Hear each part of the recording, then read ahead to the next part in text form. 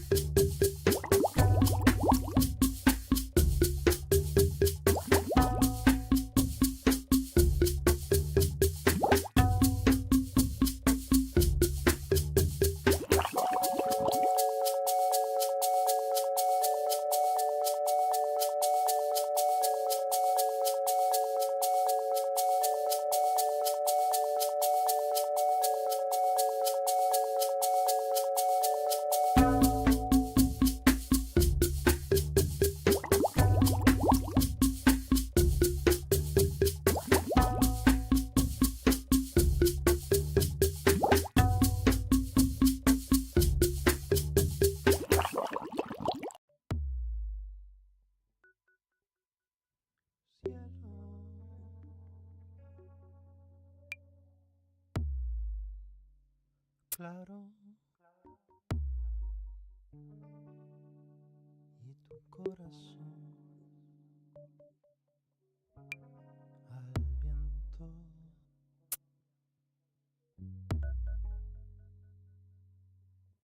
Lluvia cuando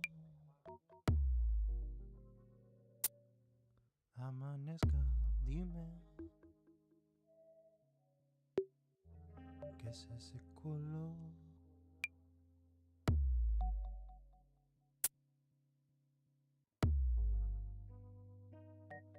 Mañana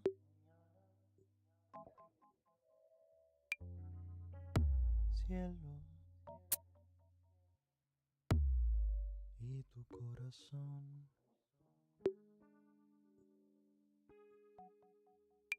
Dime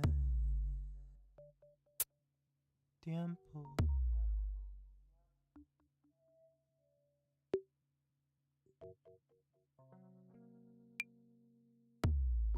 Quiero ver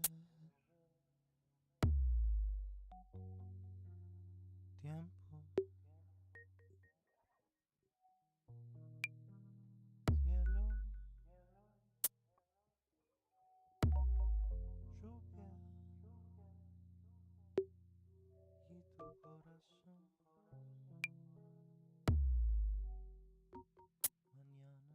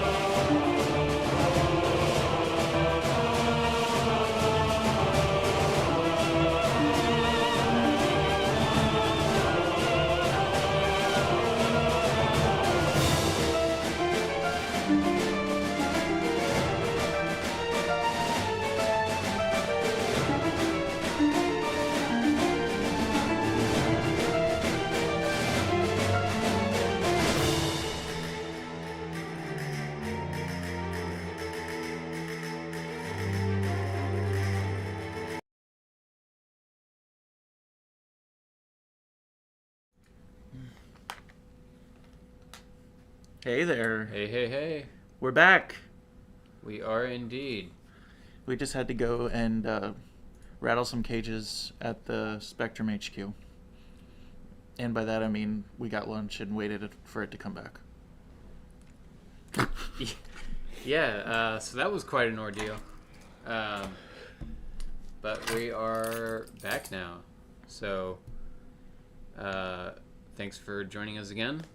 I hope you enjoyed some of the tunes while you were waiting.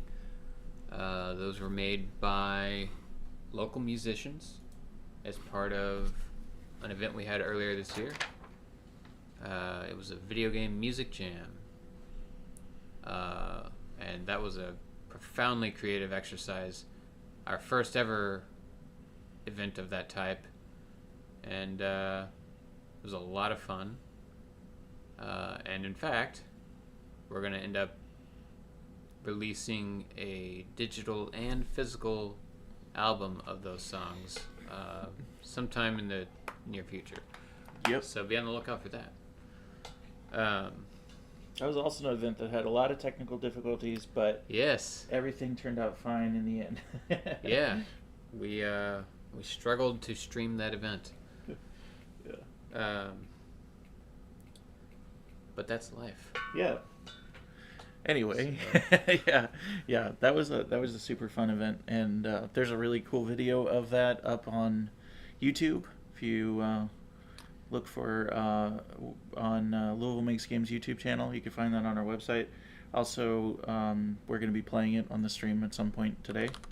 But yeah, so let's get back into it. We've had a couple of people participating in the 1 hour jams.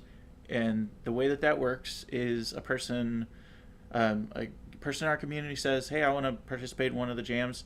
And then we give them a theme. And the themes have been selected by folks who have been submitting on our website during the Give for Good campaign. And so we have two now, right? It's Jonah and Rafa?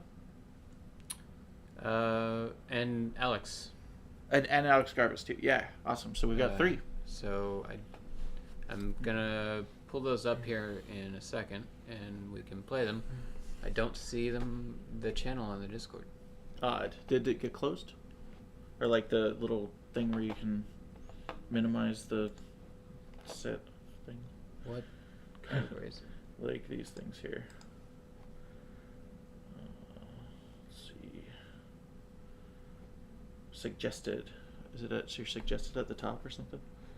Okay. So we've got Alex Garbus here. I'll send you a link.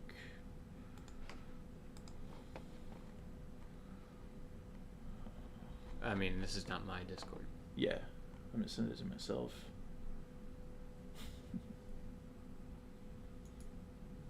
I'm not sure how that works. There's Sophie there. All right. Here we go. So we've got Cake Witch the Dolphin. All right. So the theme for this one was sandwiches. They're not just for birthdays anymore. So All right. So Cake Witch the Dolphin. Happy birthday to Cake Witch the Dolphin. Except it's not their birthday, and sandwiches aren't just for birthdays anymore. Help Cake Witch not celebrate their birthday by collecting sandwiches. But don't collect cakes. Those are just for birthdays. All right. So let's see. The controls. Use arrow keys or D-pad to move. Press escape to toggle. Press F1 to access screen and controller settings. Screen and controller settings in an hour jam. Okay. I think it's with the that platformer maker thing that he was talking about for Godot. Yeah.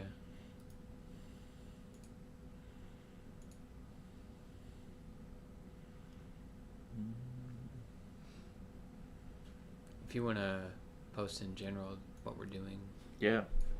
on the stream. Okay. I'm guessing it's player.exe.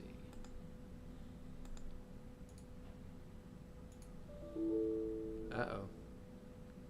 msvcp120.dll was not found. Reinstalling the program. Let's see if we can fix that real quick.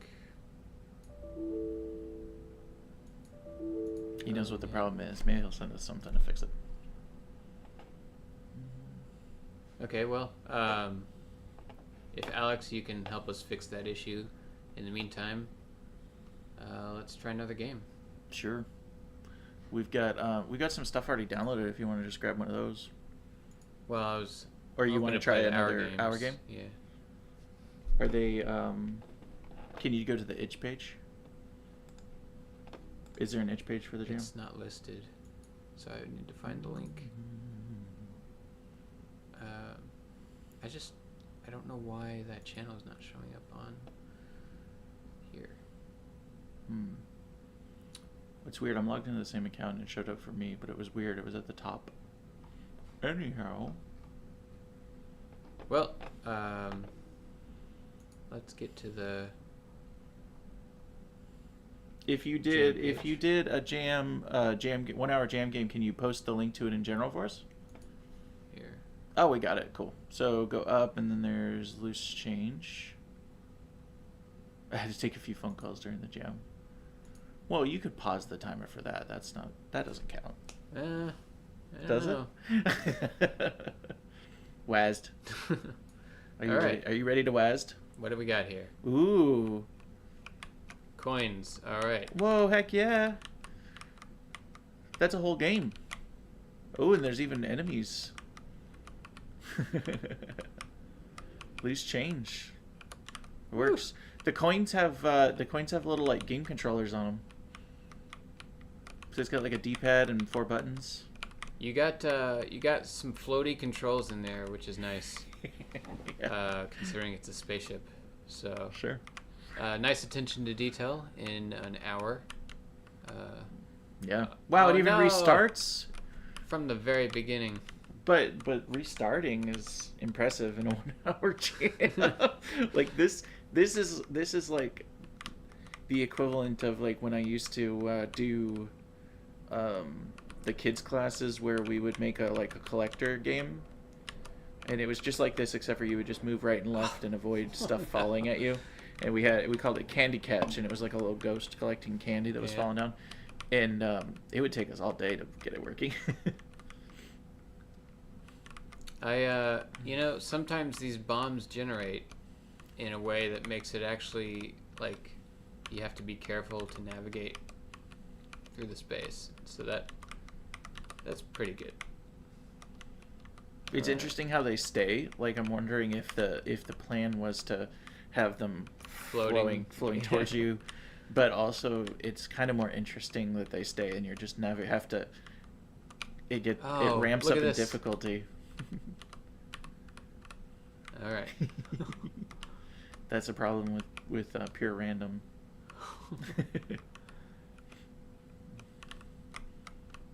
I kind of like how the score is attached to the player, so you can always see it. It's interesting. Nobody has time to. Oh my gosh, look we up. weren't showing the game the entire time. We gotta switch to main picture-in-picture. We were just showing our faces the whole time. Face palm. All right, let's do it again. Well, I'll play this time. Okay, so this is What What happened there? I used arrow keys and it went to starting soon. Okay, so this is. Did we? This is the game that we've been talking about this whole time, but not showing you. Sorry Because about we're idiots. Oh yeah, West. Okay, so this little spaceship. It is very floaty. Okay, you gotta get these coins. The coins have looks like a little controller face on it. Oh, that's his logo. That's what it was. That's awesome. Oh yeah. I didn't realize that. And then there's bombs. Ooh. What I want to know if Super 8-Bit Rafa, if you're in the chat, did you make all this art during the 1 hour too? Because that would be very impressive. On the itch page I wrote it as one of the rules that the code and the art has to be substantially made from scratch. Nice. You don't have to start from zero, but you have to pretty much make it all up. If you're interested in this format of game jam, a 1 hour jam, it wasn't my idea. I stole it from the 1 hour game jam. Yeah. Which you should be able to find that on itch, or you can do a web search for it. But yeah, they do a 1 hour game jam every Saturday at 3 p.m. Oh. And okay. I was thinking of a different one. There's a 0 hour game jam too. Yeah, the 0 hour game jam happens on New Year's, right? Leap year. Or I think it's like the leap year day or whatever. Yeah. Or is it New Year's? Or does it happen on the time change? Maybe that's it. Yeah. Maybe that's it. That makes sense. Very, very cool. I'm happy. I'm impressed with with that. Okay, let's see if Great work, Did- Rafa. yeah, seriously cool. Did let's see if Alex Garbus got us a If fix. you download and install this, it should give you. I don't know. That looks like a virus. I'm just kidding.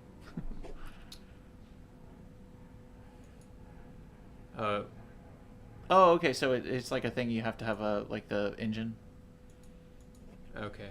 Let me just do this real quick. Sure.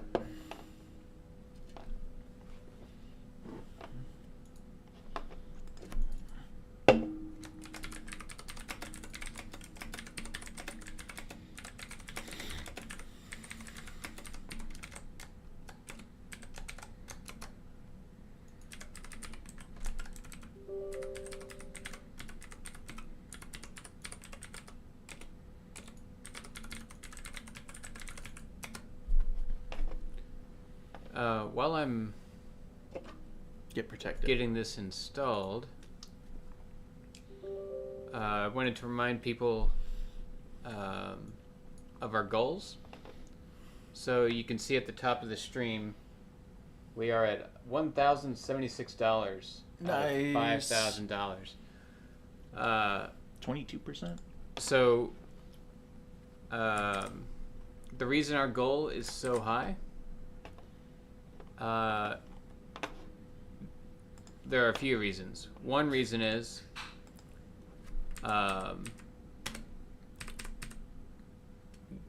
we need to add some amenities to the space and increase the convenience and safety in the space for members.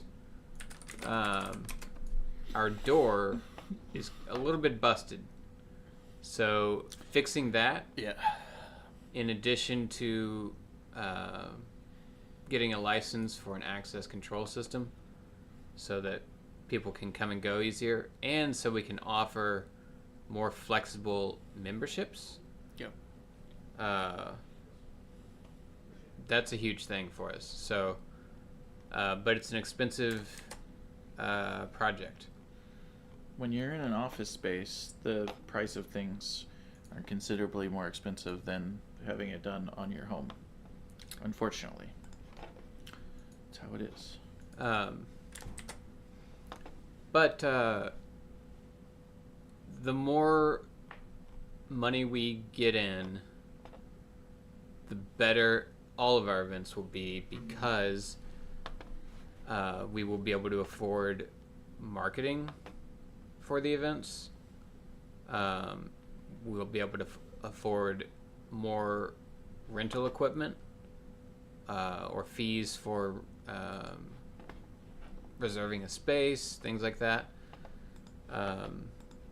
So we can make our events bigger and better. And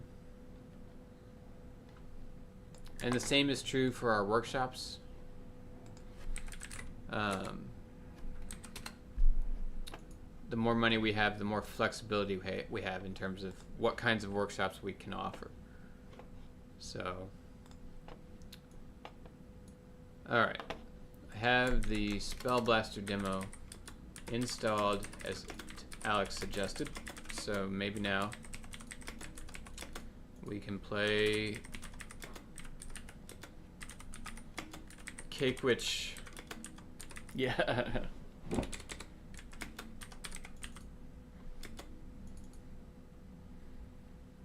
Whoa. Oh, happy birthday to Cake Witch the Dolphin. Except it's not their birthday. Oh, it's the same description. And sandwiches aren't just for birthdays anymore. Help Cake Witch not celebrate their birthday by collecting sandwiches. But don't collect cakes. Those are just for birthdays. Press any direction to continue.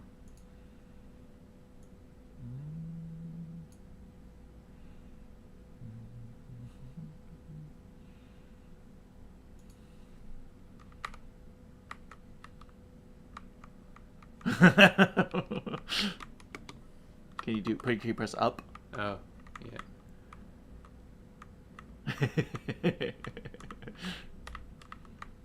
Oh, whoa, whoa, whoa.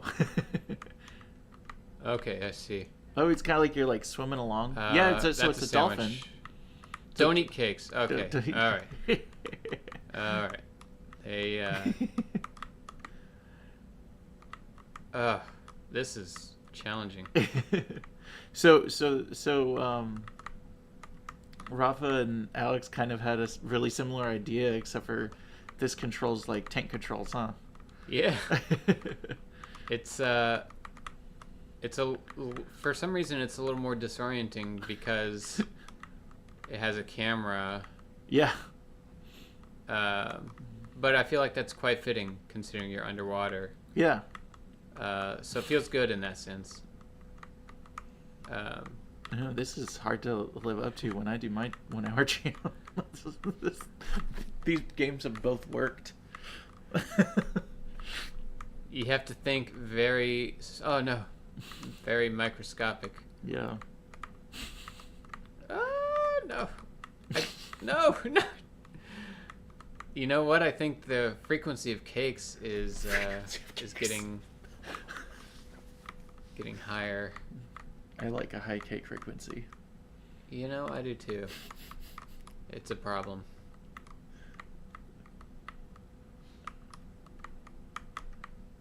This is awesome. All right. We're gonna max out the score counter. We'll be here playing this game all night. I'm joking. Oh gosh. You know, I wonder how deep I can go. Okay, there we go.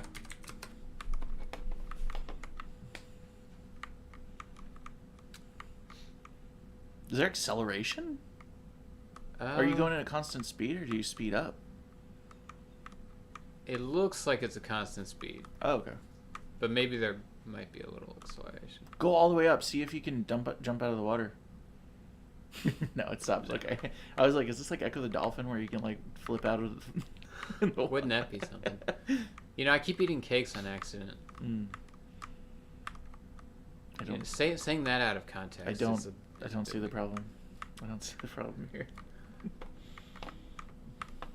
Accidental cake. It sounds like an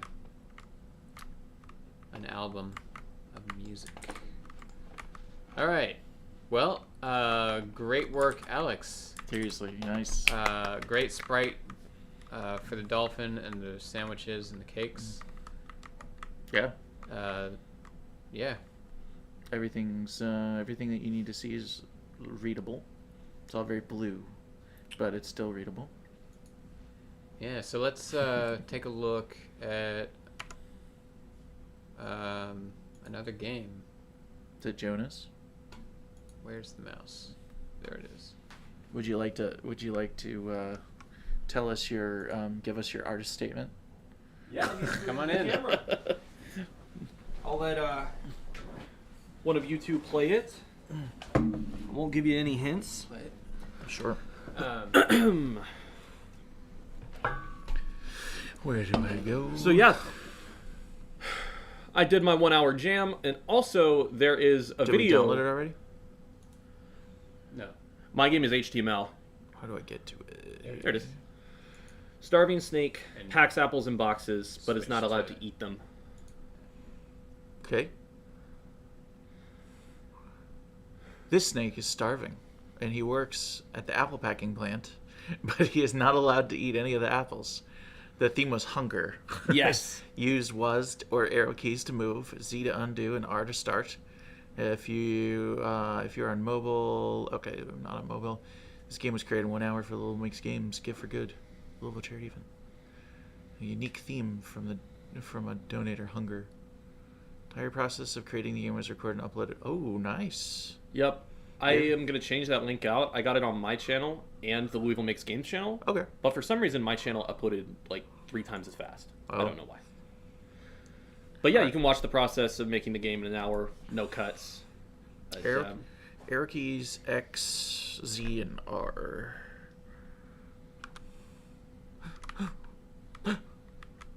Oh, is this Snakebird?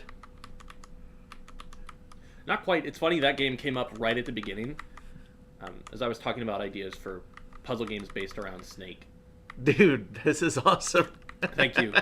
That was sort of my starting point was a good game about hunger.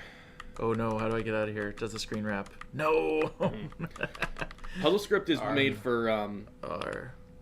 grid-based games, and I was like, grid-based game based around hunger. First thing that comes to mind is Snake. Yeah. There's a lot you can do with Snake, but I felt like making some handmade puzzles. So I wanted to do something in that vein, and so the closest thing I could think of that does Snake but with handmade puzzles is Snakebird. I've played both the games on Steam. They're both very good. How do I get out of here? Mhm. Do I need to use an action? Can I pull? I should have added a flag that says there is actually no action in the game. But, Oh, okay. Yeah. Just moving. Just moving and undoing if you mess up. Is this the level with the catch? That's what I'm trying to figure out now. So, Puzzle Script. Yeah. Can you talk about that? What is it? Yeah, it's a really fun tool. It's how I started making games, basically. It's how I got into learning stuff similar to programming. It's a web-based tool, so you just go to puzzlescript.net and you're in the editor. It's super easy to use and to make games that you put on the web. It's basically built for you to just simply lay out rules of how things work on a grid. So I think that the code for this entire game is like 4 lines, and that's it.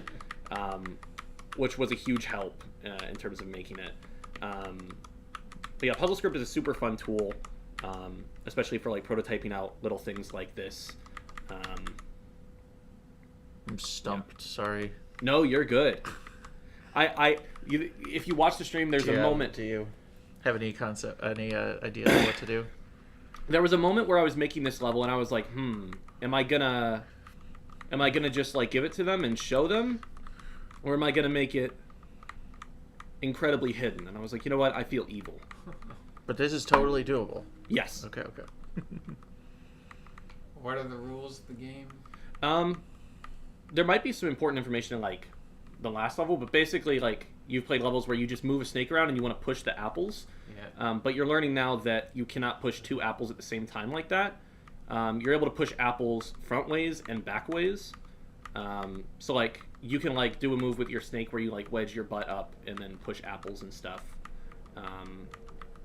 And also your snake always has like a little thing behind it. So I was thinking about making it in an hour. Is I probably made this a little too devious, a little too soon. Try pressing like down and There we right at the go. same time. What'd you do?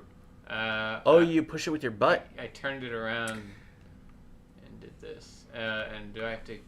You can press Z or R. Z will undo. Okay. So you can push it with your butt. Yeah, There we go. that was the idea. I had the idea, so I programmed in all the other mechanics, and I was like, I feel like a little like something's missing that makes this a little bit more interesting, and so I thought, hey, it would be interesting if there was a little bit more incentive to use your butt to push some apples. And so I came up with the idea that like there are different variants of Sokoban. Some where you're only able to push 1 block at a time, that's the traditional kind, and then some where you can push like a row of blocks at once, like Baba Is You or a lot You of don't other have games. to push that one with your butt. That's probably the confusing thing about starting from here. I just I don't want to make it to where I can't like get at the apple. I think you. Yeah. I think you can just push it straight up. The other one. Once you get that one in, and just go up. I see 1 apple per thing. Okay, I gotcha. This is really cool. Thank you. This one got zoomed in. Yeah. Puzzle Script does that automatically. I just basically make the levels exactly the size that they need to be. My and then it butt. just I sizes can't it fit up. my butt. Yeah. To point down here. That's a problem. Can I? But. Scott had an idea. You can't play when you're doing that, Glenn. Oh, sorry. Checking the chat, making sure we're not missing anything. Yeah. Sorry. It's a good So, idea. we don't have any donations yet for removing a block from our Jenga tower. Mhm. So, if you want to donate $1, we will remove a block from the Jenga tower on your behalf. And the goal is to knock this Jenga tower over. Okay. The goal is to get 100 individual donations. So if you want to, so we can get our there's like a $2,500 prize if we win that. So donate $1 at a time if you can. Yeah, seriously. It will cost you like 30 cents on the dollar every time, though. It's really important that we accelerate our campaign here, especially given the stream interruption. Yeah. So again, Well, $1 that's for a cool. Jenga block. I'm $15 if you want to my name brain our isn't snail. working for this I right got now. You. What else have we got going? We've got Those auctions, right? Name a snail. We got all the auctions. We've had some bids on some auction items. Nice. Gonna go to the the page here. Refresh that. We have a bunch of stuff added to the pixel grid. Let me get it so you can see the whole thing. So we've had we got 1, 2, 3, 4, 5, 6, 7, 8, 9, 10 now. But that's still not all the people have donated. I think we've had like 50 donations now, or just separate individual donors. So come and get your pixels. And then we also have a place to submit your theme. You can still submit themes. There's still at least 2 or 3 people that are going to do the jam with a 1-hour jam. We've got a bid on the treasure book, which is great. And we've got a bid on this keyboard, which is also great. So thank you all so much. We've still got all of these art prints. They are all starting at $5, and you can snag some cool art from a local artist. And then there's the speakers. Doesn't have a bid yet. Starting bid is $40 for the speakers. All of these bids are you could spend the dollars that you donate to bid on this stuff. Also we have perks down here. We just had somebody in the last couple of hours do the swag pack for $100, which is really cool. Thank you so much. With the swag pack, you get a shirt, a desk mat, and a sticker. So that's great. And yeah, if you want to pick what game we play next, you can use 25 of your donation for that. And everybody that donates 5 or more gets a sticker. And yeah. All right. So, Well, What's next?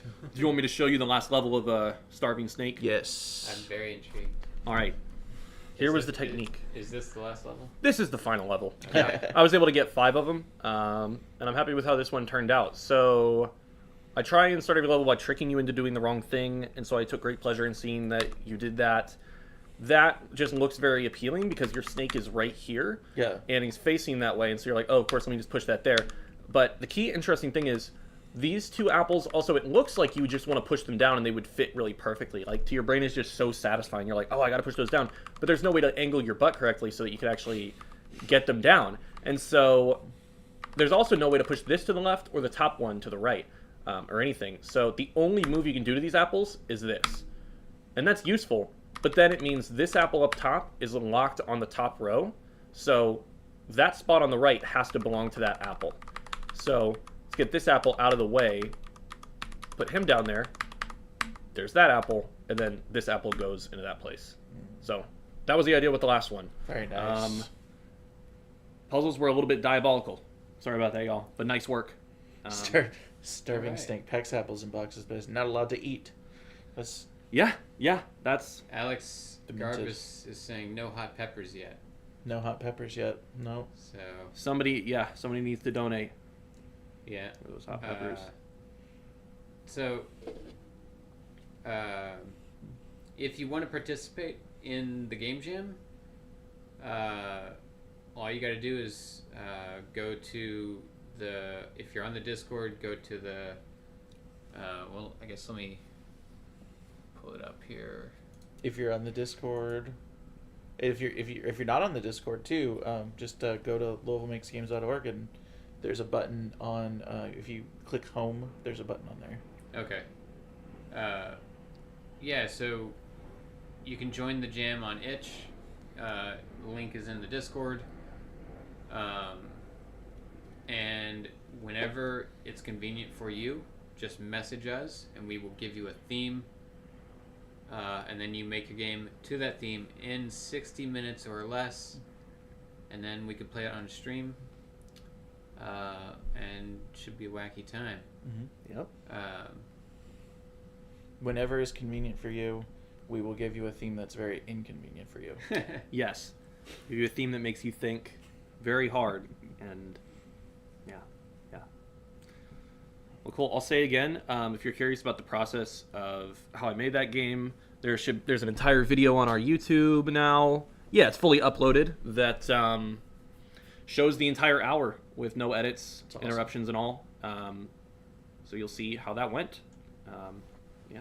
Yeah, and speaking of the YouTube, there's let's go ahead and open this up. We were again not showing the screen. We're so bad at streaming. I didn't intend to. Yeah. Okay. So we got so this is the 1 hour game jam live that Jonah just posted. Also, if you go to oh, that's not on our channel. We should put your talk on our channel too, if you don't mind. Yeah. Which talk? The the case for procedural generation. Yeah. You should check this out too. This is on the Thinky Games channel. So that's another. I appreciate it. Yeah. Yeah, another. That one's a much puzzle-related more talk. structured talk about a long-term project, Forgetting, which actually, if we look at the schedule, I think it might be coming up that we do Forgetting and Hardcore Cottagecore before people get Sweet. here. No rush on it, but we'll want to make sure to do that before 6. Yeah. So let's. So today it is 4 now. So, check the schedule. And before I forget, shout out to Bill. Thank you for your donation, Bill. Sorry I didn't thank you before the stream went out. You know who you are, Bill. So we have playing Forgetting. Yeah, to answer Scott's question, in the absence of internet connection at the space, Jonah recorded his jam session instead of doing it live. So, Yes. yeah. Yep, just wanted to have something to do during that time and didn't want to have to skip the idea of showing the process, which I think is always fun. So, yeah, that's out there. I love videos like that on YouTube because sometimes when I'm working, I just like to put on a video of somebody else working. I don't know if anybody else does that, but that's the thing I do. So there's a little video of me working. Awesome. So one other thing I just want to mention is that if anybody has any questions for us about like anything in general, we'd love to talk about whatever while we're doing all this. It looks like do you want to play Forgetting? Do you want to do that next? I think it's time, We will interview you. Excellent. I'm going to take a restroom break. Sounds good. Do you want to fire up the game and then Sure. you all could talk and then I'll be back in a minute? Sounds good. Okay, I don't know who's going to be the one to play it. Maybe, Alex, it should be you because, Alex, I don't think you've ever played the game proper except for that one time that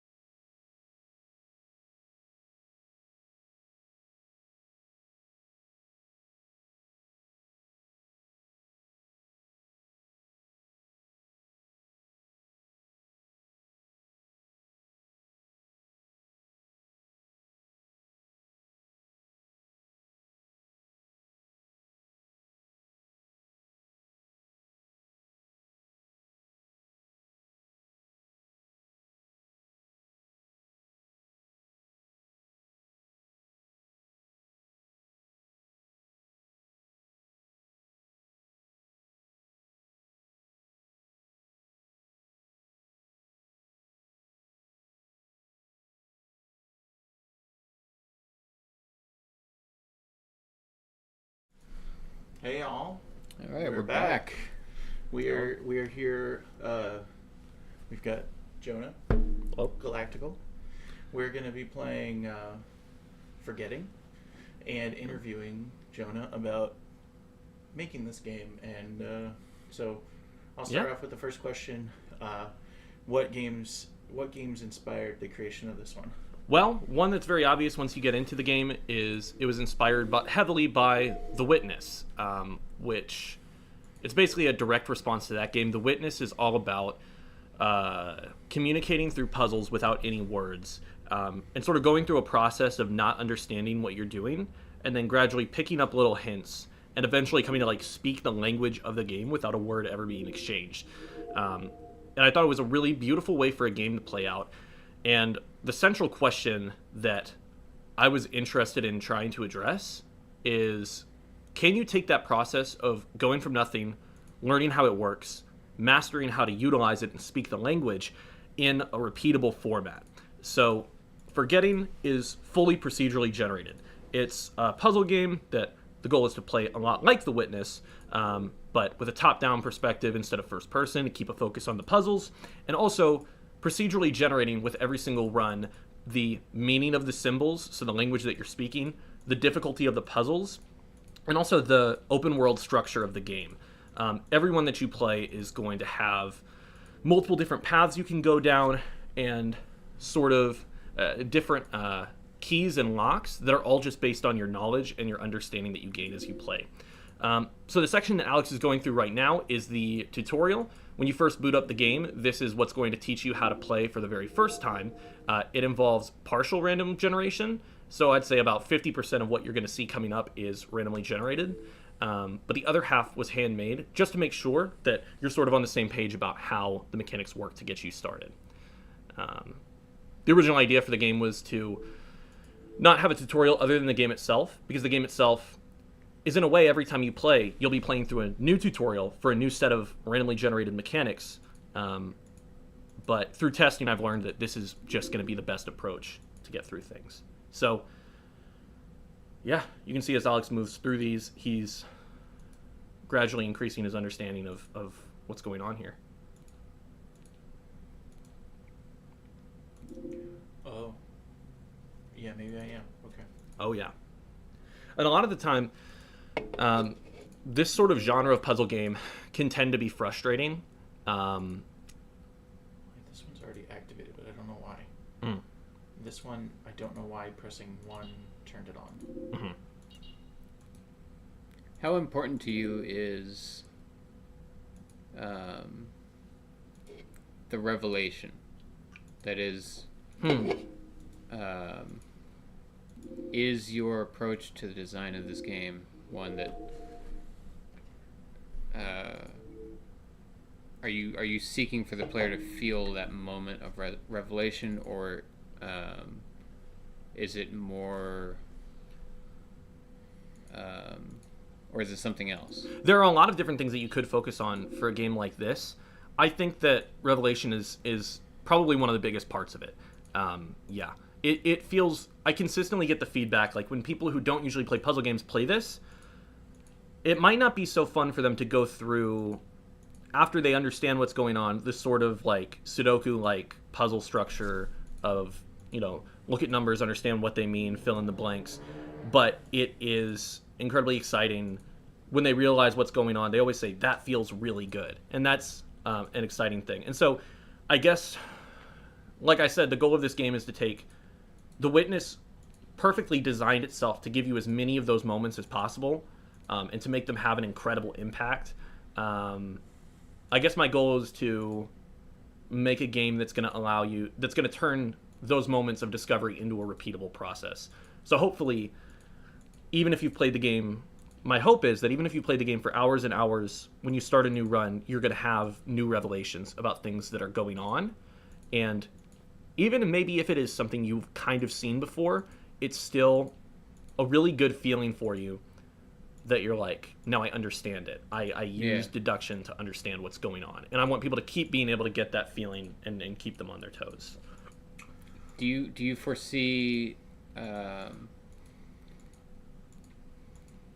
a player potentially sort of discovering all of the permutations over time. Yeah, that's a big goal that I have in my head, is that I want to make that as difficult as possible. Yeah. Because I don't want the player to be thinking about permutations of what could be going on based on what I decided. I want them to just come in and have a certain expectation for, like, here are roughly the kind of things that could happen. Now anything's on the table and I've got to work from zero. That's the goal, but it might come to a point where, people learn all the permutations. The most expert players know the permutations for what could happen. And I don't think that ruins it all, because then there's still, every time you go in, there's still a lot of work that you have to do to get to figuring out which one it is. There's so many permutations that I think even if you knew them all, the hope is that wouldn't be too much of a shortcut. Yeah. It's an interesting way to think about puzzle games, is like the extent to which you form a relationship with the game by learning its rules. Some games have one rule set, and this game has many. Yeah. So you could end up amassing almost a glossary of permutations in your head. Yeah. And I feel like that's pretty cool. Yeah. So I hope that it's fun to go through that process for people who are playing the game. Something that I really enjoy about working with procedural generation like this, it's rarely ever the case in puzzle games that I'm able to do this, but I'm able to play my own game and be surprised and delighted and engage with it in the same sort of way that players would a lot of the time, which is a really nice feeling when things go right. yeah. And I guess that's helpful because I'm like I'm the person who knows the most about what the possible permutations are. So I'm putting to the test what like an expert would feel. But then I also want to always test what new players will feel as they play the game. And that's sort of what this tutorial was based around. Is making sure that onboarding is good. But hopefully it remains fun for experts. What are you feeling right now, Alex? It's okay. Say it. I'm pushing things until it works, Yeah. but I don't know why. Yes. And I hope that it's reassuring. I a lot of the time when I play test, I don't want to influence what people are thinking, but I do like to say to people, like, if you're confused, like that's how you're supposed to feel right now, and that's okay. And I bet there's a lot of extra pressure if you're playing either on stream or in front of the developer in a play test, right? That's got to add to some bad feelings, but it's good to sometimes like in this game, it's sort of the goal that you be lost for a little bit. Yeah, does that refresh it every time it's incorrect? It would appear so. Yeah.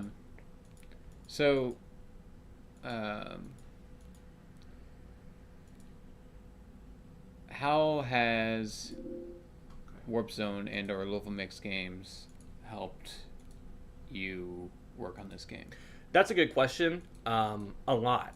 There have been times, not so much anymore, I've used up a lot of my pool of potential playtesters. But that's one of the things that's been very helpful. It's the first thing that comes to mind is that a lot of times a large group of people will come into Warp Zone to work on Wednesday nights on their games. And so everybody's focused and working, and you get to talk to other people about what you're working on. But also it's a good opportunity to get somebody else who understands game development and understands what I'm trying to do and what I'm looking like for them to share with me, to get them to play the game and give their thoughts. It's been invaluable. There are so many changes that have come from the tests that people at Louisville Makes Games have done.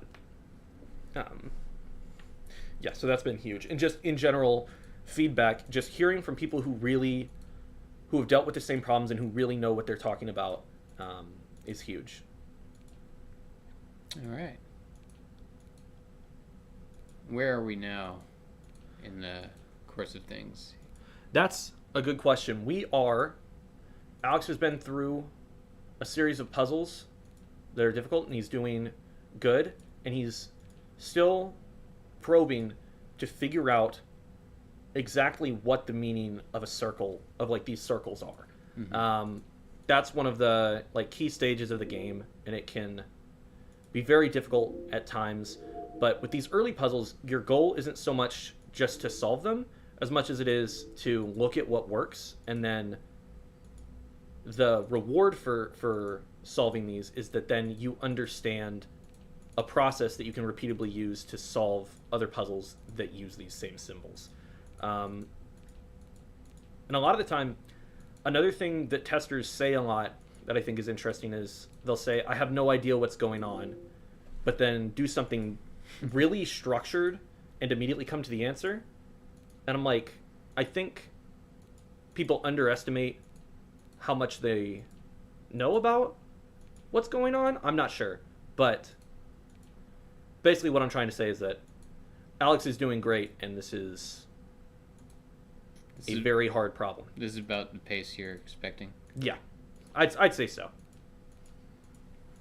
You could always I could always improve, though, right? There are always little things that could be made a little bit better and a little bit clearer, but at the end of the day, it is going to be difficult. And I sort of think with the tutorial here, it's sort of the smallest slice I can make of the game. If we don't get through it in the 30 minutes, though, that's fine, because it's a daunting Yes. puzzle game on It- purpose, right? yes, yeah, it is. So Of it's course. like nothing's happening in this room, so I'm gonna get out of there. Mm.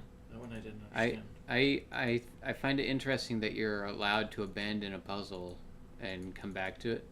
Yeah, I'd like for that to be even more of a thing. Like, Yeah. that's a very common design thing in puzzle games that I never engage with as a player, but I really see the value of, right? Like, when I'm playing a puzzle game, usually I'll like refuse to move on if there's one that I'm stuck on, but usually the structure of most puzzle games is if you solve all but one in this room and you're good, you can just go.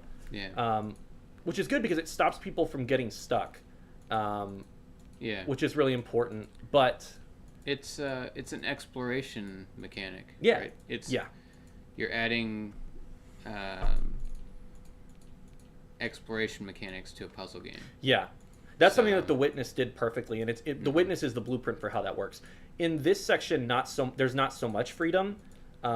There's sort of just one linear path that you can go along, but in a full run of the game, which this build will launch into if we beat the tutorial, it'll have always at all times multiple different directions for you to go. So if you're not understanding one symbol, you can just go to a different area and learn a different one.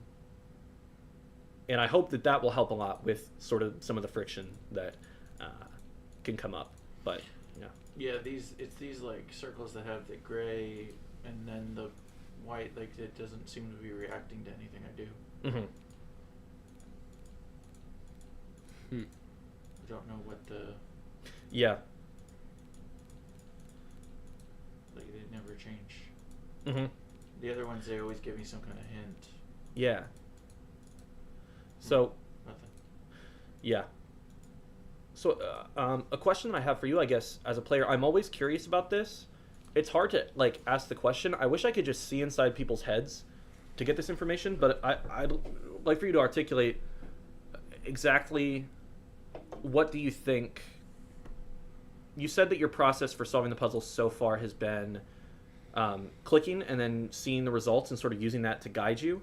But if you had to make a guess as to what circles mean, what kind of guess would you make? Or maybe if you were to make a guess and then check it against a puzzle, what kind of things would you guess that you've been doing? Long-winded question. No, I'm gonna like undo one and see. So That's a good strategy. if it's 1, I press it down. If it's 4, then you need 3 other things. I don't know. Mm. I don't know. It kind of feels like it's different every time. It kind of feels like I've got like just to. It's almost like I gotta find I thought that it was about pressing the right things down, having the right things down and the right things up. Yeah. But then I realized that or I think that order that you press them matters, and that made it more tricky. But I don't know if order actually matters. Yeah. Some things undo other things, but I don't know why.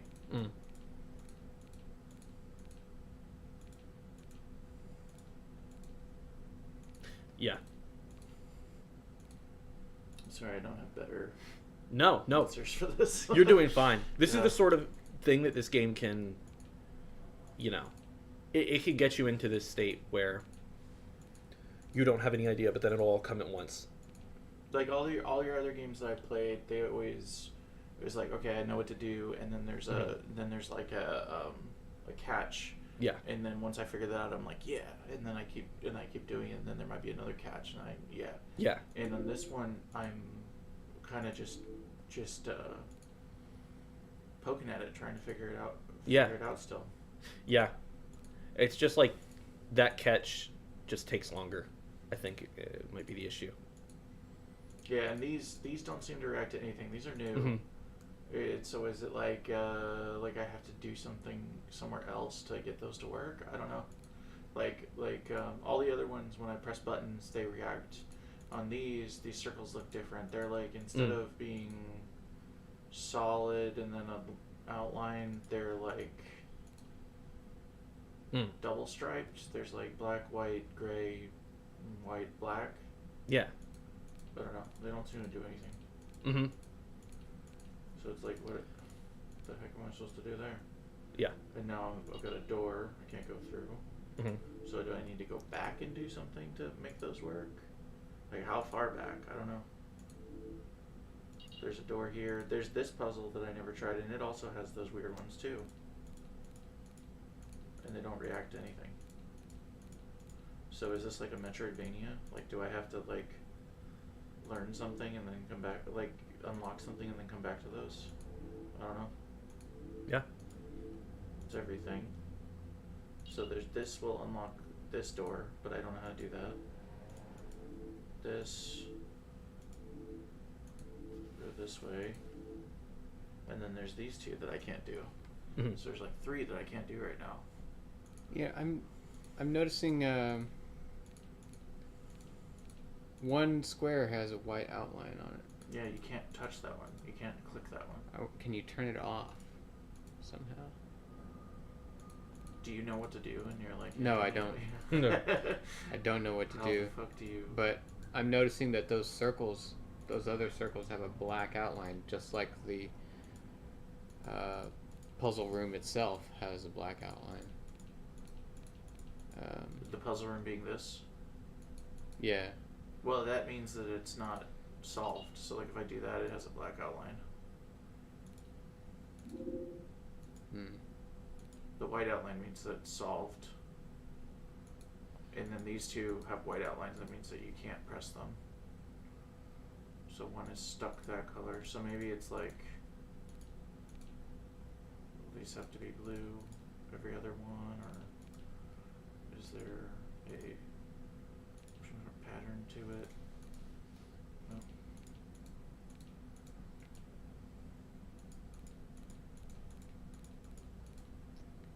It's like every set of things that I try there doesn't do anything. There's no feedback. Yeah. There are a lot of possible combinations, and so it's at this point to try each one of them would be difficult. Yeah. Well, okay, here's a question for you. Yes. And it's a spoilery question. I'm in this room right here. Mm-hmm. Can I do something with this? Yes. You could hypothetically, yes. Right now. You could solve that right now. Could solve it right now. Yeah. So somebody on the chat is asking, what game is this? Oh yeah, this game is called Forgetting. This is a game that I am developing. It's not done yet. It is a puzzle game that's procedurally generated. You can search it on Steam. It has a coming soon page on Steam. If you add it to your wish list, it'll send you a notification when it does come out. So yeah, Forgetting on Steam is the name of the game. What the hell did that do? Did these other ones change now? You just hit the border?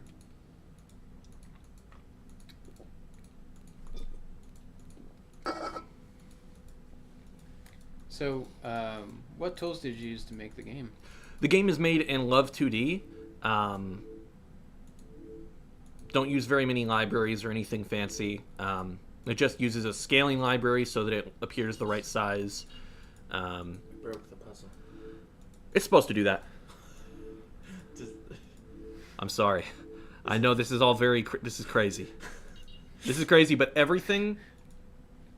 You might find this hard to believe, but everything is playing out precisely how it's supposed to. And it's okay. Huh. Yep. And you've created something to make me feel dumb. Not my intention at all.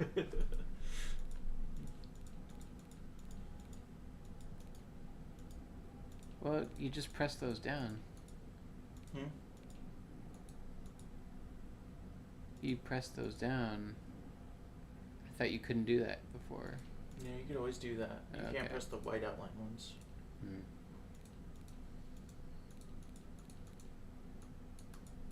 Yeah, I tried to, but it doesn't do anything.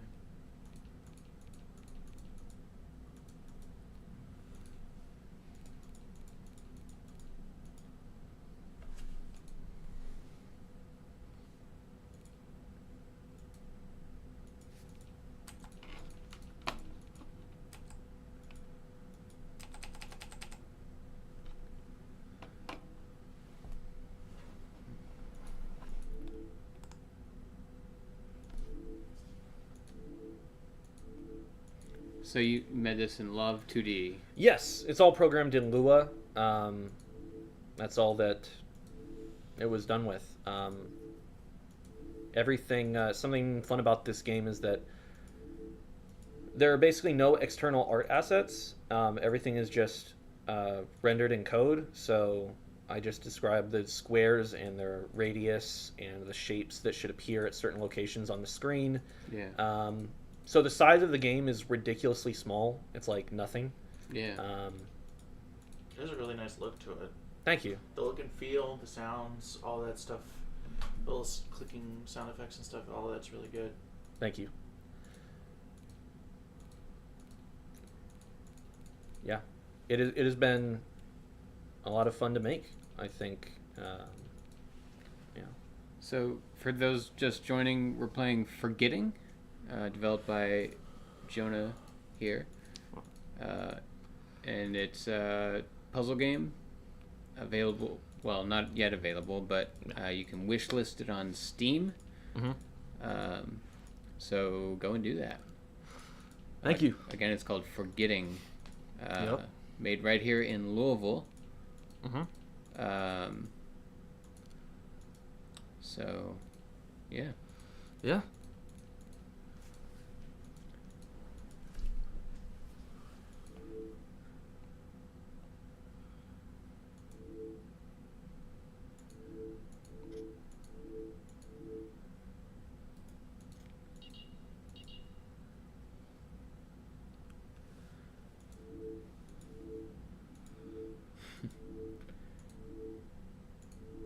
When do you think the game will come out? Man, don't ask me that. No, I'm joking. I'm joking. I don't know. I honestly don't know. Hopefully soon. It's getting close to being done. A lot of the time it can feel like that, but all the features that need to be in there are pretty much in there and just need to be better. I can play through a full run of the game from start to finish. That it generates it well. That all works well. It has enough variety to create a lot of different interesting kinds of rules and puzzles out of those rules. It's got most of the features that it needs for when it comes out. It's got music,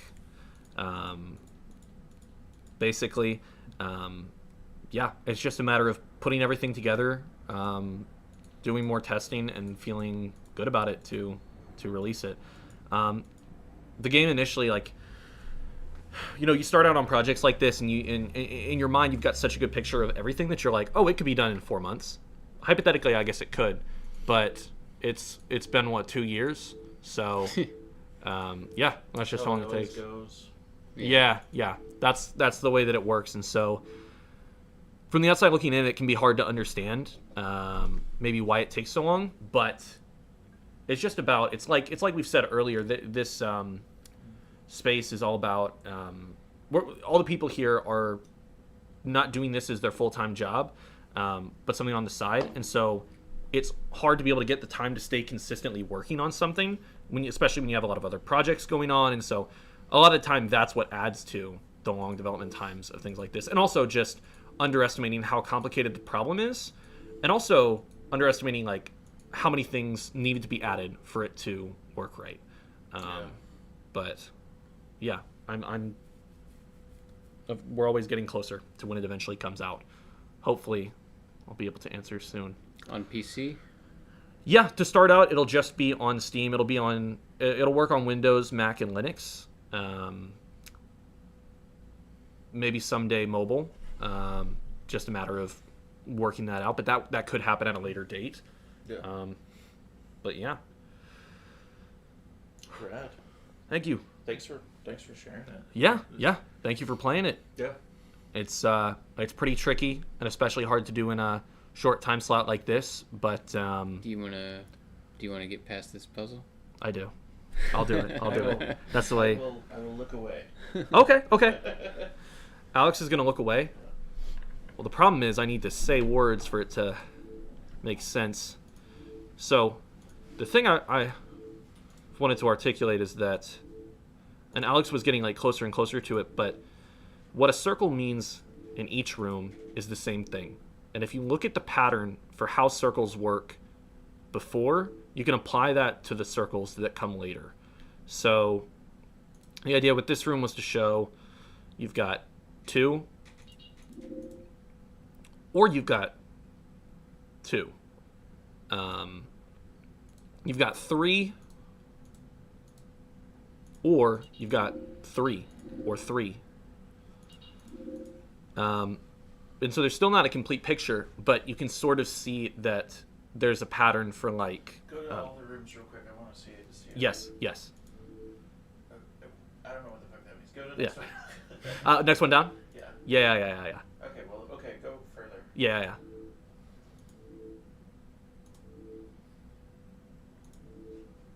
I'm sorry if I get blunt feedback. No, this is what I need.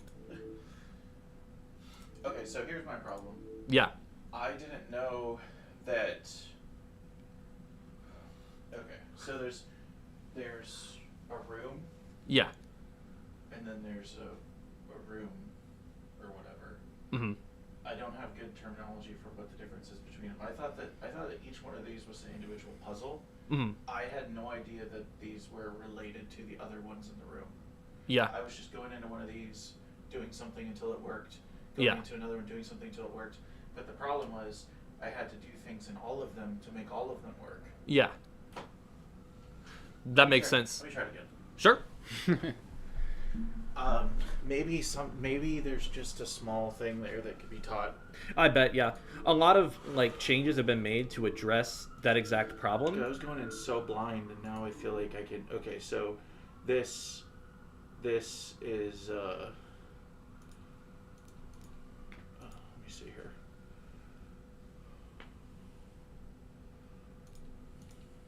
This is a room with 4 puzzles.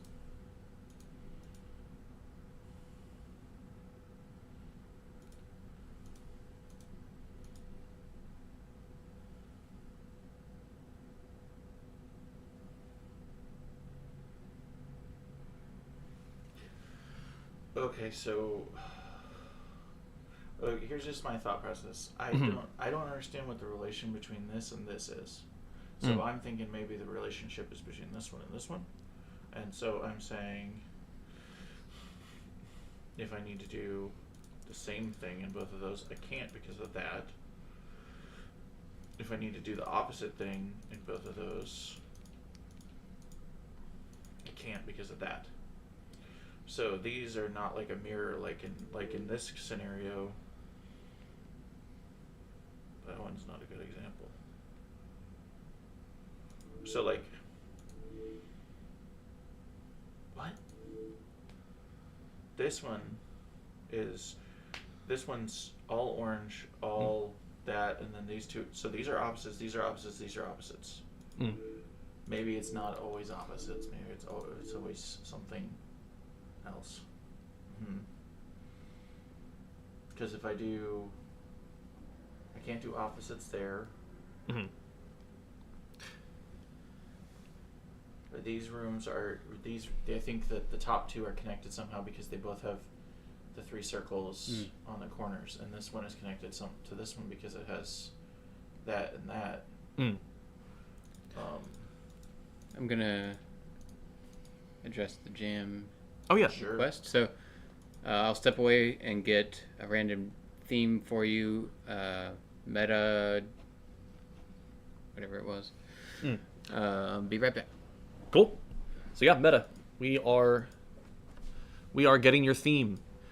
And Sub, you said, is this dev access only? Unfortunately, there is not a public demo up right now. I appreciate that you're interested. If you'd like to try the game, you can join the Kentucky Game Developers Discord channel. I believe there's a link to it. If you go to LouisvilleMakesGames.org, we're doing a stream to... I think they're on the Discord. Oh, Yeah. perfect. I'm sorry, I don't recognize your name. That's my bad. Perfect. Yeah. Yeah, if you search for Jonah or Galactical, and if you send me a DM, I'd be happy to give you a build that you can test. I'm always interested in hearing what more people have to say. It's the sort of game where a lot of people react very differently to it and have like a different experience in different parts of it. And so, yeah, every data point helps. I appreciate that. And hopefully a public demo can also happen somewhat soon. That's definitely a thing that's... Before it releases, there will be a public demo on Steam. That's definitely what I want to do.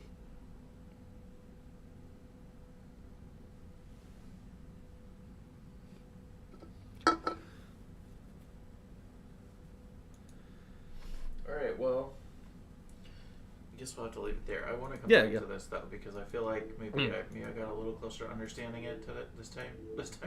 Yeah. Totally. I want to get it because I really like all your other games, and this one just stumps me. Yeah. It can be hard to get into. I think, there are a lot of factors involved in it. And I think that you're right. I think it's... You're giving really good insight into what your thought process is. And so I guess now I can say the thing... thank you for the DM. The thing that I'm trying to communicate to people, it's been somewhat successful, but it's that circles mean a particular thing.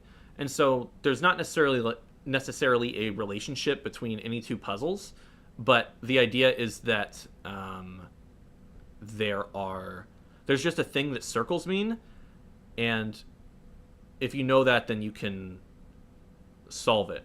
Like, if the same puzzle were next to each other in two places, you could enter the same solution both times and it would work.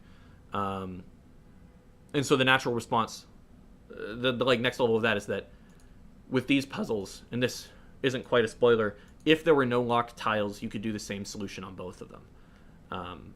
That's sort of the way that rules work. And a lot of the time that's communicated, but a lot of times it's harder to understand. So, yeah, it would be good if there was a way to 100% communicate that. But yeah, once Glenn gets back, we can move to the next game. I didn't think we would get through the whole demo. It goes on for a little bit longer. But Well, let's see where our donations are at. let's do it. So we have got.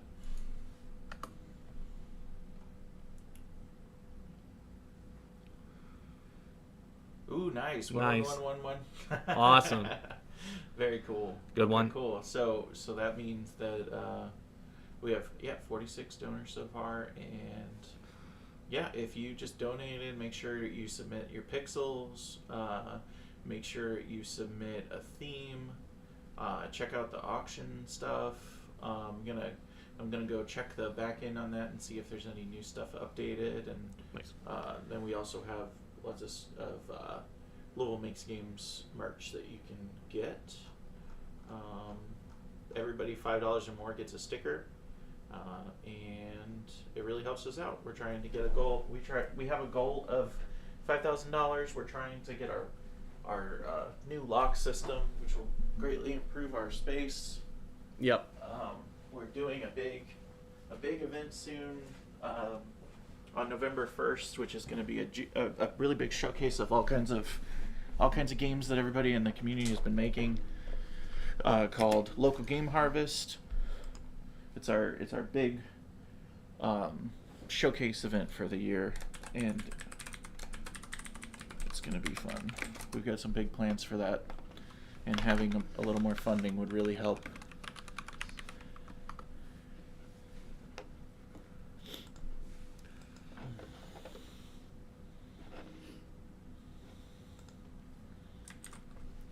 These auto update. Oh no, those are emails. And the pixels.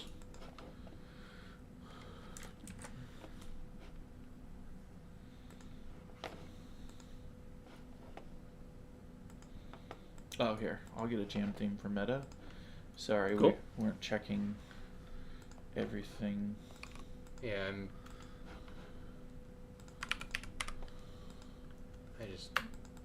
Did you get one? no, I can't find them. Okay, Meta. I'm gonna have you. We need to see which ones have already been taken. So, hunger. Don't say them all out loud. Yeah. And just say the ones that. Sandwiches. Loose change. All right, so Done those. When do you want to start your jam, Meta? Meta, pick a number between 1 and 8. Can I have my That's a good way to do drink, it. please? I got you. All Thank right. you. So we'll give you your theme now. Yep. Uh, You've got 1 hour from the time that we say your theme. 7. 7. Okay, your theme, Meta. Tunnels. Tunnels. All right. Let's go. Looking forward to seeing that one. So And you have until 5:45 EDT. yeah, we will ping you on the Discord or here to tell you when the time is up. So, all right. We also Awesome. we could use some more themes. So if you have donated any amount, just go ahead and put a theme in there. We don't really care about the $10 thing. Just if anybody who's donated, put a theme in there. Yeah. We just want to see more cool themes and give people fun stuff to do for their jams. All right. Cool. I think next up, we're going to be playing Hardcore Cottagecore. If that works for you, Alex. Sure. Just whenever you're ready. Why don't you two play together? Cool. Let's do it. So we need 2 controllers and they need to be wired to the computer. Okay. So that one because the computer doesn't have Bluetooth. So we'll just Okay. do, Okay, we'll use different ones. yeah. So those will work. It just needs to have a cord to a computer. Okay. And there should be a lot of cords over next to you. And this one I have a cord for. There's Cool. like a green cord. I'll Like, take just use those. Perfect. Get this out of the way for you. Nice. Scott said he should be ready to start his jam in 20 minutes. Cool. And we accidentally put Hulu on the TV, so let me fix that. Yeah.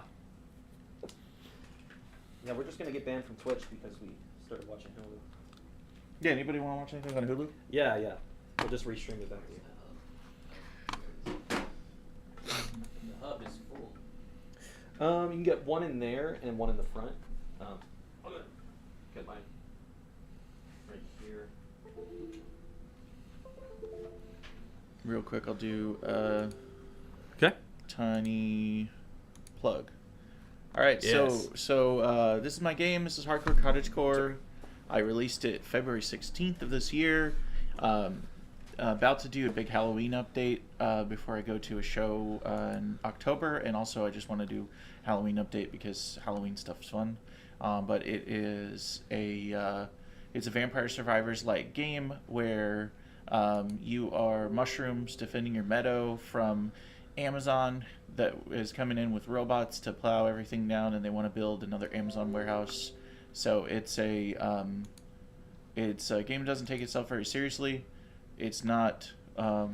It's got cozy game aesthetics, but it's kind of hardcore gameplay. But it's also not that hard. I mean, it's a co-op game that you can play with your friends. You support each other. It's got 2 players. You can play 2 players co-op locally, or you can use Steam remote play remote.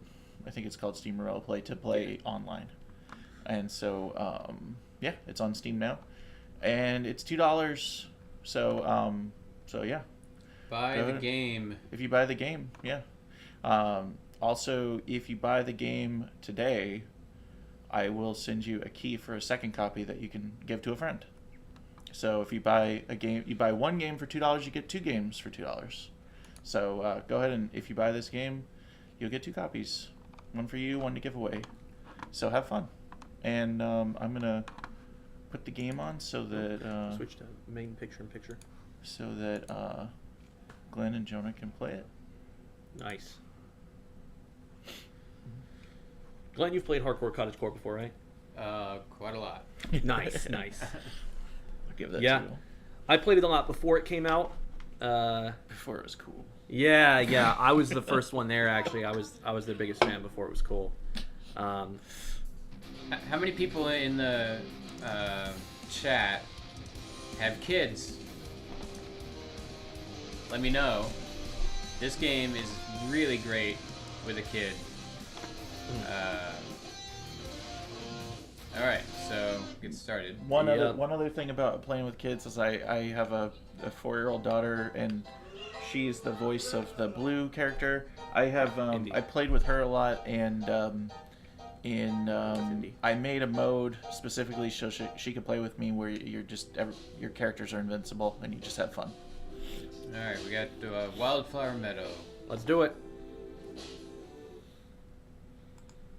So, what kind of game? I guess what games inspired this game? Vampire Survivors was the main one. Like I heard all the hype about Vampire Survivors, and I looked at that game and I was like, I don't really see the appeal. I thought it looked kind of eh. I actually played it and I got hooked, and it's actually super fun and really well made, and just a good time. And so everybody was kind of getting sucked into Vampire Survivors at the time. I at the time wanted to kind of prove to myself that I could make a game by myself and put it on Steam and actually make $1 off of it. So nice, you kissed.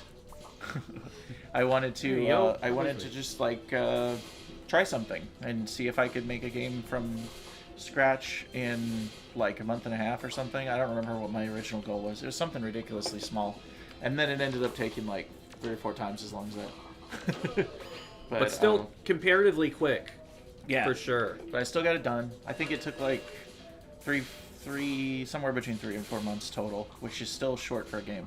Because I came off of working on a project for 4 years or maybe more, and I was like, I don't want to make anything big. I want to do something really small, release it. It's it's been a lot of fun to see people playing it. It's my first game that's my IP that I put on Steam, so that's kind of fun. One of my goals when I started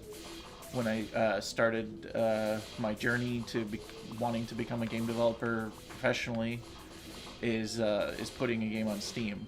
Back then, that was like 2012 when I first had that idea, and back then it was like, I think maybe Greenlight existed or something. It was a lot harder to get on Steam. Now you just kind of have to have a game that works and pay the fee to put it on there. But it still felt like a great accomplishment when you can see a store page and it's like, that's my thing on there. Especially a platform that I've used forever, so it's like feels really cool. How long has this game been out?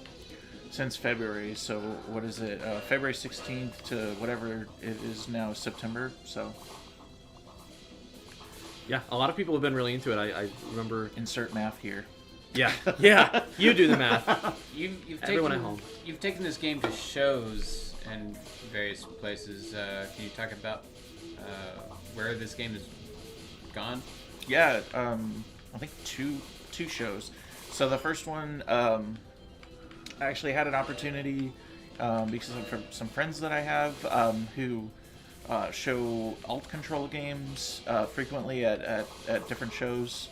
And one of the shows was MagFest, which is the music and gaming festival that is in National Harbor, Maryland, which for all intents and purposes is Washington, D.C. And so I've been to that show a couple of times. I've shown another game, Kickbot, there before and had a booth. This time I didn't know that I had a game that would be ready for showing and until after all the booth submissions and stuff were done, so I couldn't get a booth. But a friend told me about an opportunity if you had an arcade cabinet for the indie arcade. And so I took that as kind of a challenge. I spent probably about three times. I spent 3 times as much as all the profit that I've made on this game to date to build an arcade cabinet that I thought was really cool. But it's, I'm not in it for the money, or I would have got out of this a long time ago. But yeah, so I spent a bunch of money building an arcade cabinet, trying to make it really cool. Let's head toward the X's. All kinds of wood and The goals. woodworking and stuff was involved, and I bad. loved all that. I made a mushroom-shaped arcade cabinet. I took it to MagFest, and then I also took it to Arcade Expo, Louisville Arcade Expo, a month or so after that. Maybe it was even shorter. Oh, I need this. Yeah, I get that. So, so to answer your question, MagFest and Louisville Arcade Expo, and I'm going to be taking it to. I got invited to take it to Bit Bash in October. They have a like Halloween themed Bit Bash, which is an event that's like it's like a cool gallery party kind of thing that it just has great vibes in Chicago, and the Chicago indie dev community there is much more established and doing all kinds of cool stuff. So I really like to see what they're up to, and it's very inspiring to see, studios that are doing games for a living, because that's what I'd like to do eventually. But yeah, it's a great event. They're doing one. It's called Kaiju Review. It's all kaiju themed, so that is inspiring the boss for the new level that I'm adding. Nice. So you'll just have to wait and see what that is. That's awesome. And I'm also going to have some new Halloween themed characters, and like I mentioned, a new level. But the Kaiju Review thing is I'm gonna really get this cool. cake. It's gonna take place at a new location that Bit Bash hasn't been at before. It's the Japanese Cultural Center All right, there we go. in Chicago. So I'm excited to check that out. I've never been there. Nice. So, gameplay-wise, your main inspiration was Vampire Survivors. What inspired the art here? Because the art style is really good and well done, and the theme and the characters and everything. What were some of the inspirations for that? Well, I kind of like. I like cute stuff. I like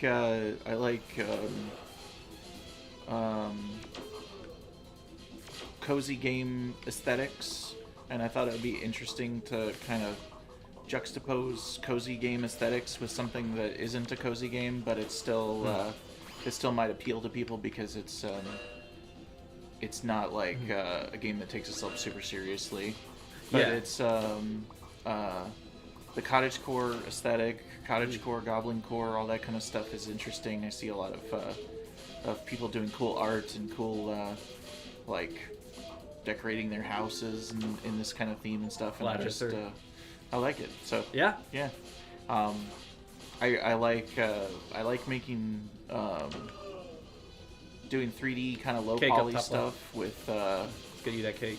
yeah, you're gonna die, Puff. Not on my watch. Yeah, I like doing 3D stuff with Nice. very simple textures or no textures to kind of give it a just a flat look. And yeah, so when I don't do 2D art, I like to do really simple 3D stuff because I don't have the amount of experience to do realistic things, and I don't even want to do realistic things. I like making cute, fun, not serious, brightly colored things that are you know, friendly, approachable. Yeah, it definitely succeeds at that. But you saying you wouldn't want to make more detailed models, it's making me imagine hardcore cottagecore with RTX on. You know what I mean? It's just a real picture of a mushroom outside. HDR. To get that Yeah, cake. yeah. Yeah. Yeah, I feel like you know, I'm the kind of person that would rather watch the original Lion King than the CG remake. You know, like That's like everyone. You look at the box office for that. Yeah. like I feel like there's a lot of character in doing things cartoony and Yeah. realism is boring. I'm in real life all the time. Yeah. Yeah, I want to get out of there. Yeah. I want to do the lightest, smoothest games possible to combat the dark and gritty games. Yeah. So, I have maybe an abstract or high level question. We'll see if I This game lets you level up really fast. yeah. You want to get that cake? Yeah. So, how did you settle on this like really quick progression? So my first stab at it was I found a wiki for Vampire Survivors and looked at how their leveling curve worked, and I copied it 100%. Then every time that something didn't quite feel right, I recorded about how many minutes into the game I was and kind of tweaked it. Because my enemies have different amounts of health and all kinds of stuff, and so I that was a good starting point. And I ended up tweaking it a lot, and it ended up a lot different. And it was all through like little adjustments here and there, until it just kind of felt right. Anytime that I got a complaint from somebody playtesting it about like, oh, I feel like I was I'm taking that cake. wasn't powerful enough here. I felt like I was just too powerful right away, and I was just annihilating everything. I kind of just tweaked things. So little tweaks over time. The game has a lot of numbers that I can jiggle around to make it feel different. Is Nice. There's a bug. you're balancing Looks good to me. like Taking damage while You're you're balancing that- while the game's over. power curve with like risk of dying, right? Yeah.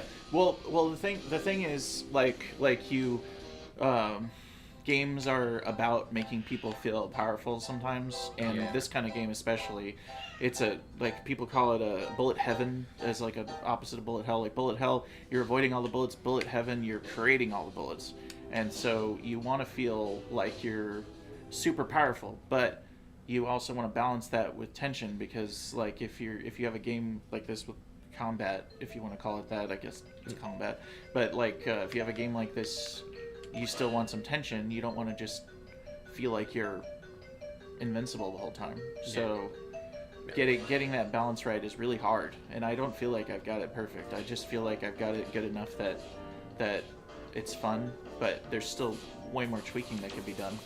But also, I had a deadline to get it out. Yeah. I wanted to get it out by Valentine's Day. And if it wasn't for some logistical stuff with Steam, I would have done that. Like, Jonah, you actually helped me with a Valentine's Day video. Yeah, It was gonna come out that day. We had this whole video where it was like, you should play this on Valentine's Day, and then the game came out the day after Valentine's Day. Yeah, it's okay. It's okay. We ruined someone's Valentine's Day. We just destroyed their plans. Yeah. I like I really like the idea of playing games with people like this, like local co-op. I like that style so much because there's a lot that happens outside of the game that way. Yeah. you get that for free as a game developer. Yeah.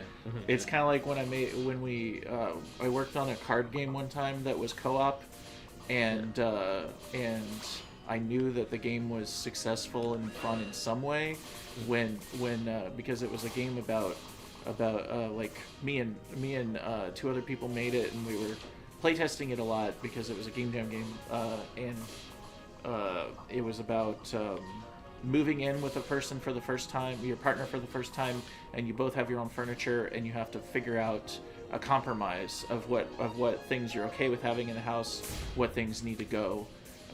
And when we got people who didn't even know each other playing the game, and they started arguing like a couple, then it felt like, yeah, Awesome. this is there's something here. Yeah. And so like I want people to be, like yelling at each other, like, go over there, go get the food or whatever, and that stuff's fun. Get that cake. It's not as tense as like a Overcooked or something, where Yeah. that game is fun for a little while, but then it gets me really stressed out. Yeah. But yeah, I've got an idea for another local co-op game that I just they're just fun.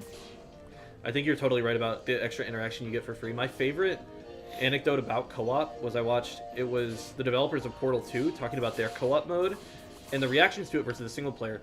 Portal 2 has incredibly good writing. It's one of the funniest games I've ever played in sort of like a muted way. It's also really clever. Like, it's not just slapstick. It's just done really well. Yeah. And so I played the game and I sort of chuckle out loud a little bit, and then I'm like, but what they found during playtesting is every time somebody played the game single player, they just had this look on their face like they were just miserable, like they were about to cry. And then I asked after, they're like, well, what did you think? And they're like, that was the funniest game I've ever played. And they're like, what on earth happened? But then when they put them in the same sort of, like, they showed them the same sort of dialogue and stuff, in co-op, people are laughing because when you're near another person, it, like, forces you to outwardly express what you're feeling. Yeah. And so that's, like, one element of it. But it just changes how you engage with whatever you're playing. Yeah. That's a really good point. Yeah, I was just thinking too about even when you're playing single player in that game, you have like a companion that's with you too, the Wheatley. So it's like that's a big thing too. Is like my partner was talking about playing. Spacing on the name right now. It's the Xbox game where you can choose to be good or bad. Fable. That should be on the box, and I'm not joking. That's what it is. Like I haven't played it. I haven't played it. It's that I know. Xbox game. You can choose to I be haven't good. played it, but I know of it, and she said that one of her favorite things about one of them, I don't remember which one because there's 3 at least that she's played. It was that you get a dog that's with you the whole time, and it's like you feel like you're not alone. Like things can get scary, but you have this companion with you. Yeah. And that's really the why we have these little mushrooms with knives following you around. Yeah, No, I'm yeah. just kidding. They make me feel way safer that I know I have these guys. I love the little fungomancy Good guy with a knife. going. Yeah, yeah. So I still need to. Oh man, I got an Easter egg that I still need to do. I'll do that in the Halloween update. I wanted to make one of the mushrooms randomly swinging a Buster sword instead of a steak knife. So how did Louisville Makes Games or the Warp Zone help in the development of this game? Oh my gosh. So, I mean, community with like, that's the whole reason why I've tried so hard to like keep this place going and to do as much as I can, because it's like when I started working on games before I worked on games with other people. There were several times, even when I was a teenager, that I tried to make something with like a Flash game or something, and never got anywhere with it. Let's get you that cake. But the motivation the cake. that you get from being around other yours. people, the like shared experience. There's a bit of I mean, when you're in an industry like this where it's like you're making art at this point. You know, you have to do it as a passion. it's not like when we first started Louisville Makes Games, people would come in and say like, I've got this idea for this game, it's gonna make $1 million, and you make it and I'll have the ideas, and we were like, what? And eventually we scared all those people off and got a good core group of people that are like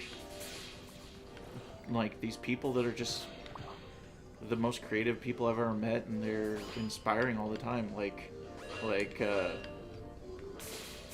both of you two in particular are like prolific. Like you all like all the time are making small things and just getting projects done all the time. And I feel like I was stuck before I had a community where I would start projects. I would maybe get like a level of a game working or something, and I would start something else, and I'd never finish. And Global Game Jam 2014 was the first time that I felt like I finished something, even though it was really small. It's a game you could play in 10 minutes or whatever, but it was finished. And finishing things is a huge help, and having other people around you for accountability. Like, are you still working on that thing? How's it going? That makes a big difference because you feel like people actually care that you're gonna get somewhere with it.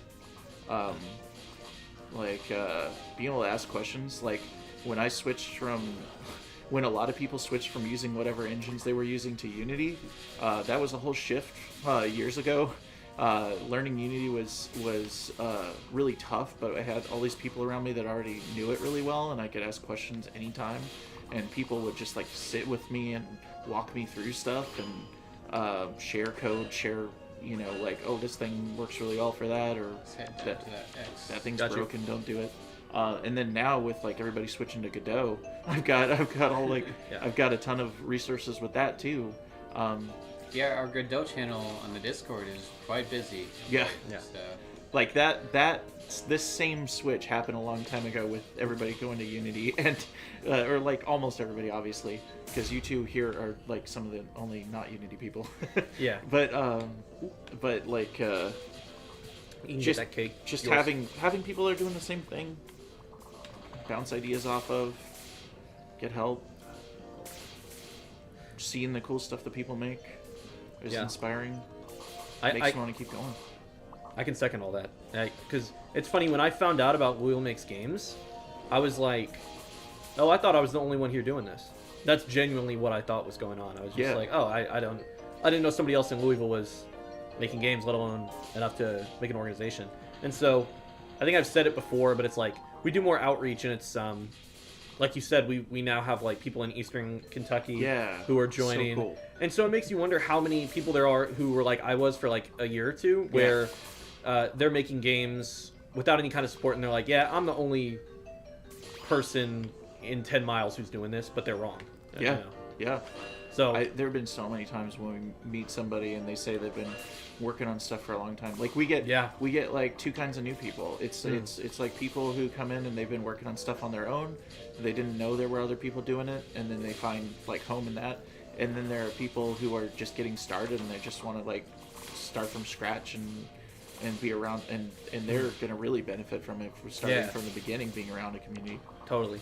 But I've met people that have like been working on a game for years in their basement or whatever, and they just thought they were, like there's nobody here. Yeah. Or a lot of people early on thought that like the only way you can make games is if you moved to Portland or California or something, and it's like it's cool that we can do it anywhere. Yeah. So this level's starting to lag a little bit. That's my bad. I'm doing too much stuff. You gotta kill those enemies so the frame rate goes up. I got you. When I first heard of Louisville Makes Games, I thought that I wasn't good enough to show up. Oh gosh. I was not confident in my skills at making games, and so I thought, why should I come meet a bunch of game developers when I hardly consider myself a game developer? Yeah. I was dead wrong in my assessment of myself, though. Turns out. Yeah. I had been making all kinds of stuff, and that I thought was like bad, but it turns out it was, when you get positive validation from others, sincere validation from others, you change your tune. So like that's super important. Even if you're working on a project by yourself, work on it amongst peers, and you'll have a support group. So That's one of the things that a lot of people who hear about us for the first time and people who maybe aren't involved in game dev and stuff will think like oh, so Louisville Makes Games, you're like a company and everybody works there and you all working on the same game, and it's like no, it's everybody is doing their own thing, you know. There's people who are on 2-person teams. No. Okay, I can get you back though. Yeah. Hey, but here's the craziest part. Why did it stop lagging though? As soon as you died, what were you doing, Glenn? I was in the middle of a giant group of enemies. That would make sense. And also, the camera zoomed in, so it's showing less enemies. it is not at all Alex's fault that it's lagging right now. We're streaming from a computer that... It's a little weak. Yeah, that's a little bit weak. There's like... we're running off integrated graphics and streaming. And... This computer is as old as Louisville Makes Games is, pretty much. Yep. We got it right when we got the space, so it's like at least 7 or 8 years old. But yeah, it's once I level up, I should be able to get you. I love the boss names. I forgot the name of the first boss, but Octovac by Amazon Basics. I love that. they're all Alright, ready to come back? Oh yes. the first one might be is kinda low. the Twirlinator. You're done. Alright. I couldn't think of anything better. We gotta complete our objectives before we move we on do? now, man. Okay, Gotta get all the achievements. We gotta get all the achievements. I got you. Like this fence line, we still got some of that. Ooh, ooh. To My get. bad. I thought we were going to the X's. I see. Yeah. Alright, I'm catching up. We'll just run away from the vacuum cleaner. So I think we'll save the last level for other people to discover. Yeah, and you can look forward to a new level, spooky level. I'm hyped for that. It's coming up. Yeah. I'm gonna grab that cake. Feel free. Man, let's get that X. It's funny. We played a game earlier where you weren't supposed to eat cake. Yeah. That's just the wrong choice. Yeah. Played a game where you were supposed to eat burgers. A game where you were not allowed to eat apples. A lot of games about eating. Control towers. Alright, is that everything? Yeah, I mean, and the feedback that you get we got an X. the feedback that you get from people, like I always think about, like, with this game, I was working on it so just kind of working so fast on it and trying to get it done, and I overlooked a lot of things that kept it from being fun, and like I actually owe you a lot, Glenn, because you played it.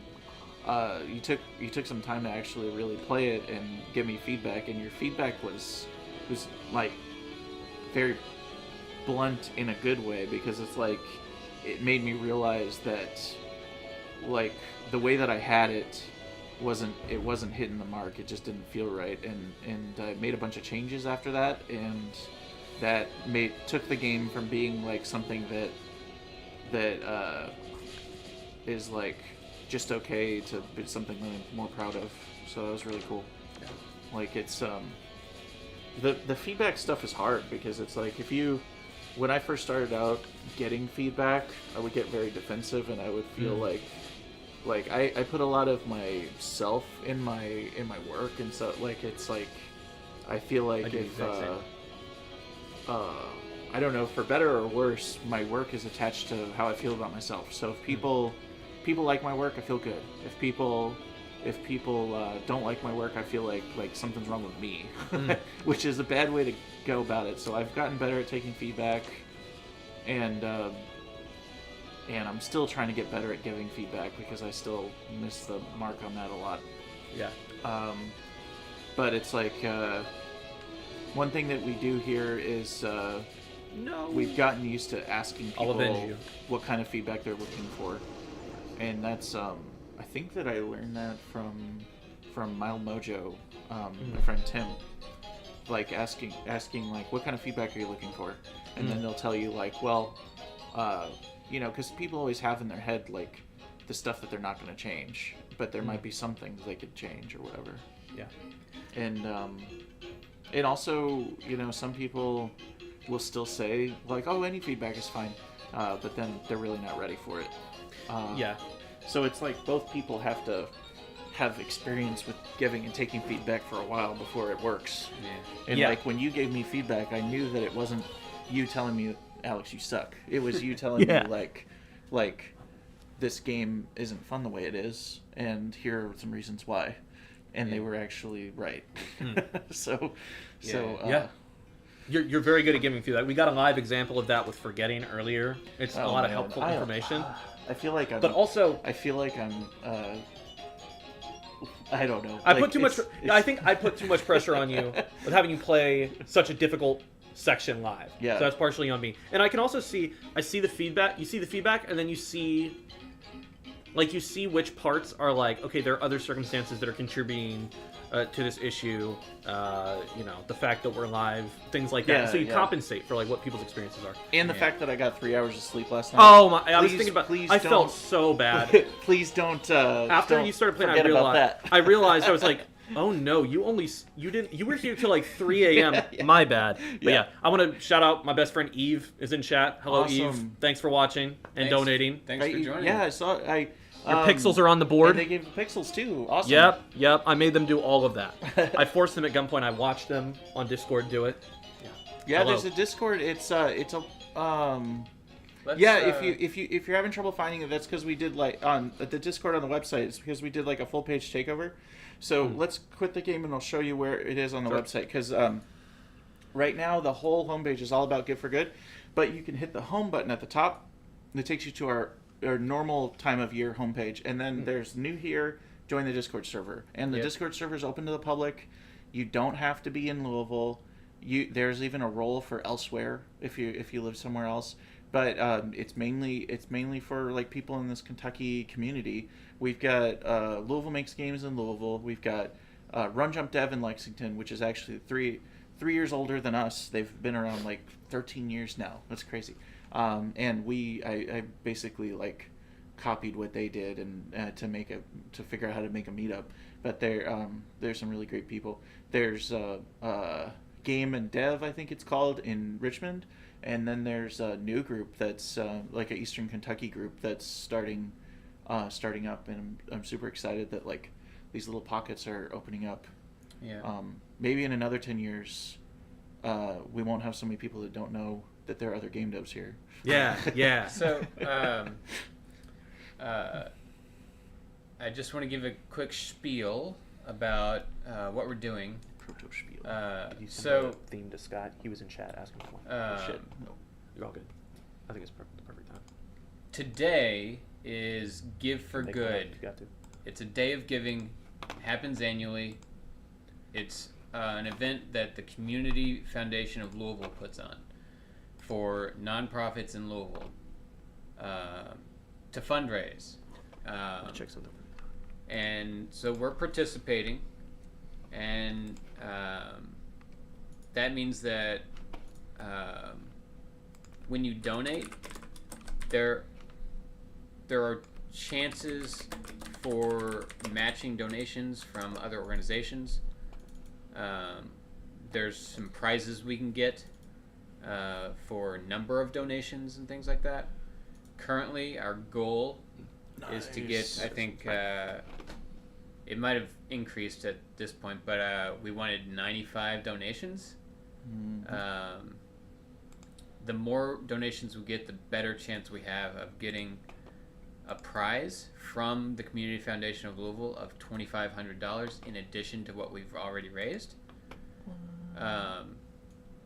So if you have not donated, please consider donating. $1, $5, $10, or any amount, whatever you can spare, helps us. $200,000. Yeah, if you've got $250,000 laying around, you can help enrich the culture in Louisville by donating it to us. So Put the rich in enrich. yes, Yeah, both. So, if you are joining the Discord today and you donate, you will actually get a game changer icon next to your name. Might not happen right away because we're doing all this manually, but we're going to go through all the donations and make sure everyone in the Discord has that icon next to their name. So be a game changer, okay? Your donation can change the game for game development in Louisville. If a Discord icon doesn't sound appealing to you, go to LouisvilleMakesGames.org and where are we? Sorry. There we go. Go to LouisvilleMakesGames.org and you can actually use your donation to add pixels to our collaborative art project here. Or you can submit a theme. We're putting on a game jam where certain people will try to make a game in 1 hour. It's wacky fun. You can donate and then submit a theme for a jammer to follow. Or we're actually having an auction. So there's a treasure kind of omnibus book currently bidding for $10. There's a couple of mechanical keyboards. We have original art from a member in our community that you can bid on. Art. Take a look. Look at it. And it's good. And It's real good. yeah, a lot of these are video game inspired. So pretty cool stuff. We also have a surround sound system, like new, for $40, starting at $40. So take a look at that. Keyboard. Yeah. Listen to that. You know you need that. If you donate $5, you can get a Louisville Makes Games dark mode sticker, which is this right here. So that's been a popular prize. Some people pick the dark mode one over the special hollow one for the early I birds. don't know what hollow sticker you're talking about, Alex. Don't worry about any hollow Whatever sticker, do you y'all. mean? There is no hollow sticker. Ooh, yeah, we just got a bid on the Ghostbuster Luigi. Heck yeah. Eve, I'm gonna fight you for. Okay, I literally was gonna bid. Yeah, we're Let's about to donate a lot. go. Bidding war. Yeah. So Eve, you're not walking away with that Luigi Ghostbuster coaster. I'm just letting you know. So you can get a desk mat, a T-shirt, a swag pack, which comes with both of those things, and the dark mode sticker. We need those desk mats. I don't know if we have hot peppers yet. I'm gonna get that going soon. This stream is going on for a lot longer, so you can donate $50 and force us to eat hot peppers on stream. I'm going to request that you don't do that because I'm really not a fan of hot peppers. So you'll make me suffer quite a bit if I have to eat a hot pepper. But I say bring it on. I can handle it. I recently ate a ghost pepper pickle. I lived. I'll do it again. You get to pick who you want to eat it when you donate. Yeah. Pick me. I'm not scared. Yeah, so all kinds of perks for donating. So check them out on LouisvilleMakesGames.org. And perks that are on stream right now. If you donate $15 or more, you can name our little snail buddy. Okay? He needs a name. So that if he falls off this Jenga tower, we can memorialize him. If you donate $1 or more, well, let's say this: if you donate, it's $1 per block. Okay. So if you donate $1, you can remove a block. If you donate $5, you can remove 5 blocks from our Jenga tower. So it's up to you, but we're trying to get this Jenga tower knocked down. Wait, so what if somebody's already donated, or what? Like Eve just did 25 donation to and bid on the thing. Do they do a Jenga thing, or do they have to specifically donate for a Jenga? I think you can split up your donation. I think Eve might have been trying to make me eat a pepper. I think. Can name the snail sure. and get a T-shirt. Yes, why not? All right. Yeah. Why not? That All right. the snail Yeah. name overlaps. Yeah. So if also if you, I think that if we're gonna get the Jenga going, we need to say, if you've already donated, maybe just say Jenga in the chat, and we'll check to make sure you donated, and then we'll take a block, Yeah. Yeah. Totally. because then we'll get it going. We'll do blocks like per. because person, there are like a dozen people who have donated today, and nobody's done a specific Jenga one. Yeah. All right. Yeah. But So, there are even people who have given $100 Psycho today. NMG. Jenga. All right. Do we have a confirmed donation from them? All right. Yes, I've seen that one. So, I'll get it started. all right. I see a very loose one right here. No structural damage was caused. All right. Thank you for the donation. Do we want to do some call-outs? I Yeah, saw I'm gonna open it. I was opening donation it up counter went up a anyway. bit. Yeah, so we've got recent ones. We've got what? Whoa! Whoa! Hold on a second. Let's Hold on a second. make sure our donation meter is scraping properly. Yeah, there think should be a that log file. Hold on. Y'all need to get that get the visual before we say what just happened. There it is. Oh my goodness! Did you guys just see that? Did you guys see that? Look at the number. We went from like 20 to 40%. No way. So Nick. Who is Nick? Nick just donated $800. Yeah. That is incredible. Wow, that's insane. Whoa. Thank you so much, Nick.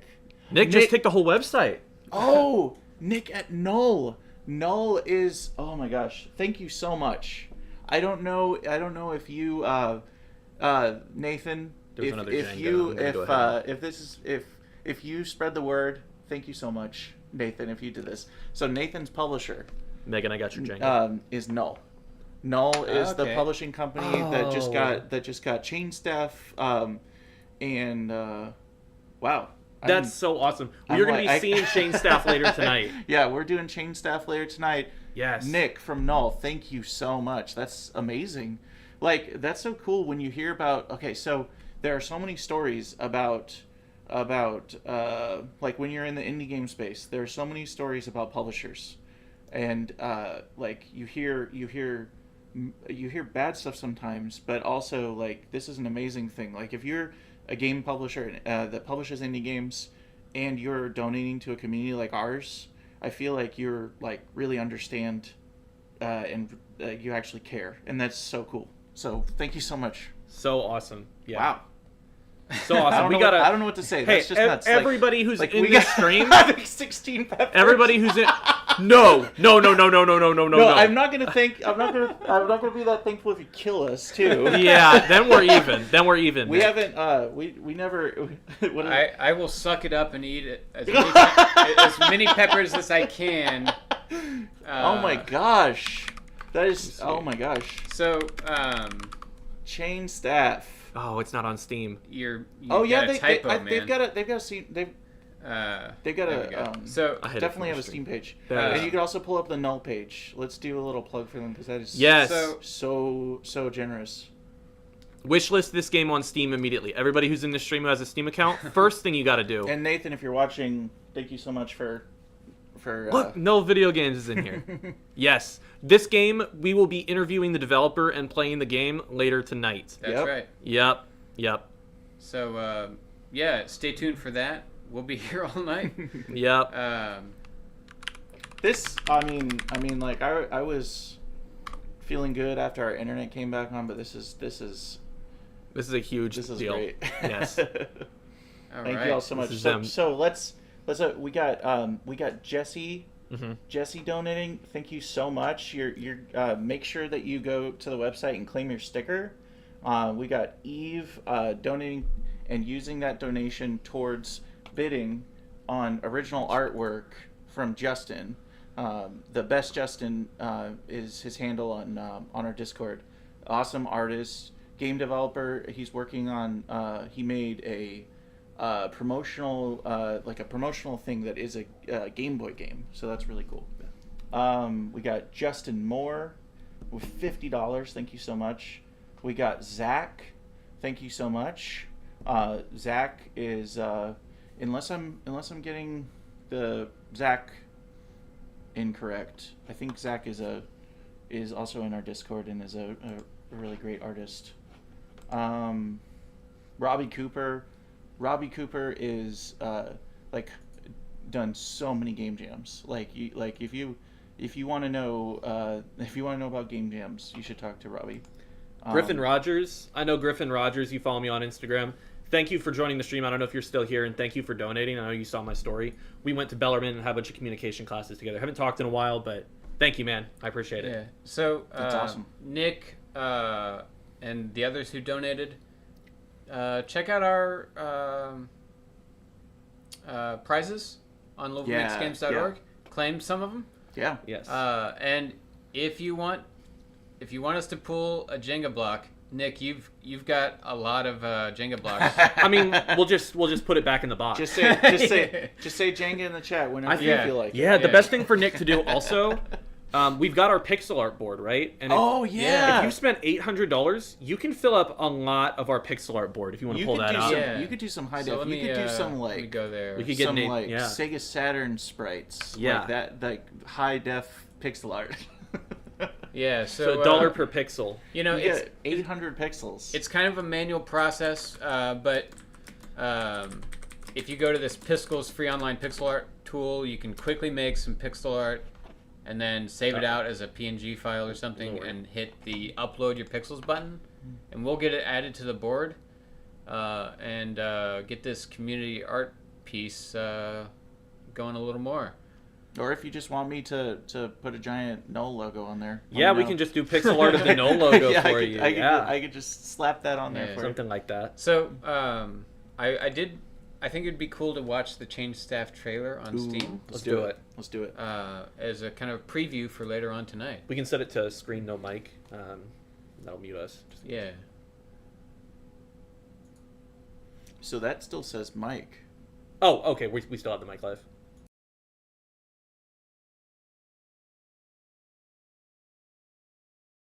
Monstrosities, these abominations.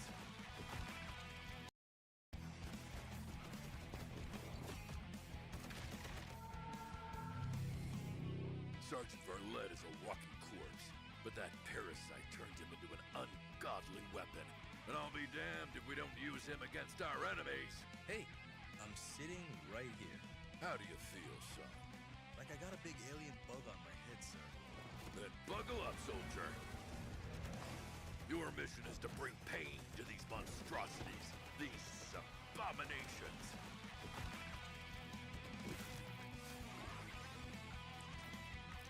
You will take the enemy head on, deep in their territory, using their weapon against them,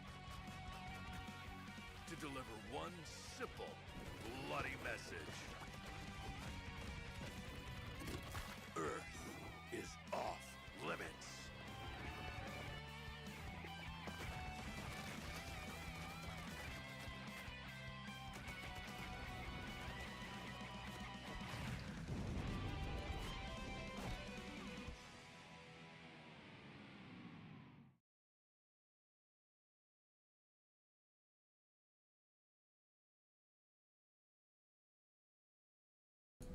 Yeah, so that was the Chain Staff trailer. Go and wishlist it on Steam. Seriously, Yes, like free.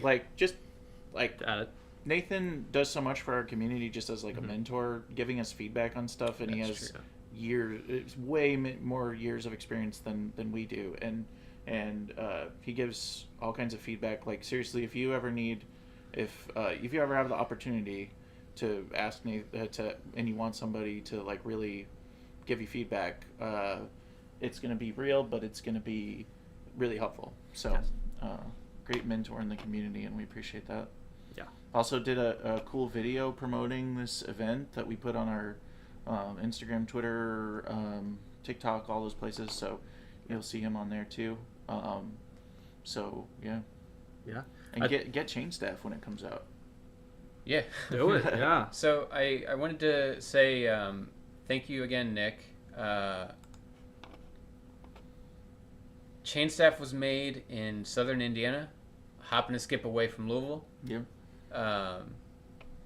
And it shows that really cool games can be made anywhere, but especially where there is a coming together of creative individuals in a sort of structured way, right?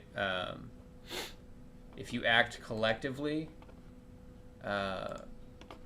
more things like Chain Staff will enter into the world. More things like Forgetting and Hardcore Cottage Core and the other games we're going to play and that we have already played. Those don't come into the world without help. And that's what Louisville Makes Games is all about. Providing kind of a metaphysical space and a real physical space for game development.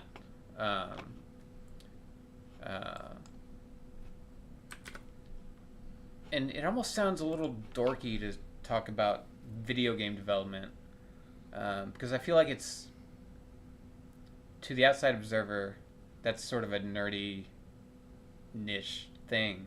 But what we're really all about is that creative journey. Like, there's a lot more to it than coding and the gameplay of it. So our community consists of musicians, artists, writers, programmers, designers. So there's a lot of breadth that I guess what I'm saying is game development is multidisciplinary, and we strive to include as many of those disciplines in our community as possible. So really exciting things happening. So yeah, again, Nick, you have free reign on the Jenga tower if you so choose. But Jenga. But also the pixels. I mean, yeah, like you just let me know if you want to send me something, or if you just want me to do a null logo or whatever. Just let me know. Did Justin name our snail? He was did we asking do it? Did we do about it? Justin, you had asked if you could name our snail. Oh, there's a new message. Okay, Nick is working Oh, on something with awesome. pixels. I'm so excited. I can't wait to see what it is now. That's gonna be Yeah. so fun. 800 pixels. That's high def. Yeah. that's some 4K. All right, Yeah, so I made a game that was like I got so Megan's Jenga. 120p before. So Name the snail and get a shirt. Yeah, Justin, if you're still around, Gary. Gary. All right, Perfect. All right, Gary. You know There what? he is, Gary. When we take a break, which will be soon, Mhm. we will make a name tag for Gary. Yes. And I think when we come back, well, what's on the schedule after break? Well, we've got just a little bit from 6 to 7. We're pretty open to do whatever. I was thinking we would check on people as they arrive, or check on a few more jam games that should be done in a few minutes. Yeah. But things become much more structured at 7. From 7 until 9, we've got back-to-back 30-minute blocks of different games with their developers. And so at that point, we'll be pretty structured. So we can do whatever until 7, whatever we think fills Okay. the time best. I was planning on talking more about the jam, talking to the jammers where we could, because people will be arriving around that time. Yeah. But yeah, right at 7 is when we're going to get into one of the coolest segments, which is playing a whole bunch of games with their developers. All right. Finishing off with the best one, Chain Staff, at 8:30. Now that we've got the snail named, we've got this little guy, affectionately known as Trash Baby in the in our space, is something that we found in the alley, and we just it was too good not to keep it. So if you want to give Trash Baby a real name, closer to the camera. yeah, if you want to give Trash Baby a real name, we'll also let you name that for $15 or any amount. All right. So, do we want to put on some tunes and take a break? Or Yeah, that could be a good thing to do. Now might be a good time. I'm curious to check the jam submission page. Mind if I Sure. do a quick refresh on that? I just Yeah. want to see if we've got some more things in. I guess I'll put that on the stream as well. Ooh. Don't look at that ad. So Wait a minute. I'm just thinking like we just to Here. let people know, previous the last time that we did Give for Good, we did that in 2021. We got 850 total in donations, and we have put in so much effort into it this year that we didn't put in previously, because we wanted to try something. We wanted to see if we really tried really hard and cared about it, if we could make something happen, so that we can actually get some stuff done in this space and actually do something cool. And I'm just feeling like now, we broke 2K. That's insane. Like, we've more than doubled what we've done before, and that just our meter's almost at half of this. $5,000 might not be a lot for some of the nonprofits that are doing huge important things, but for us that's a lot. And so when we heard how much the whole door and lock stuff was going to cost, it was kind of rough, because we didn't think we were going to be able to do it. But now it's there's hope. We're getting there. This feels good. It feels like we're doing all this stuff. We're doing all the swag and all the doing these game jams, doing the pixel wall, all the stuff that we changed on the website, all the meetings that we had where people all took on tasks, and everything that we're doing, we're all volunteers, and this takes a lot of time out of our lives. And especially with two of us have kids, and we're here all day working on this, and it's now it's feeling like it's paying off. It's really, really cool. Yeah. So thank you all. All right. So Scott's time is up. Did he get his theme? He did, and what was it? the theme was no theme. Ah. And he thought about it. I said he could re-roll if he wanted to, but he said no, he was going to take it.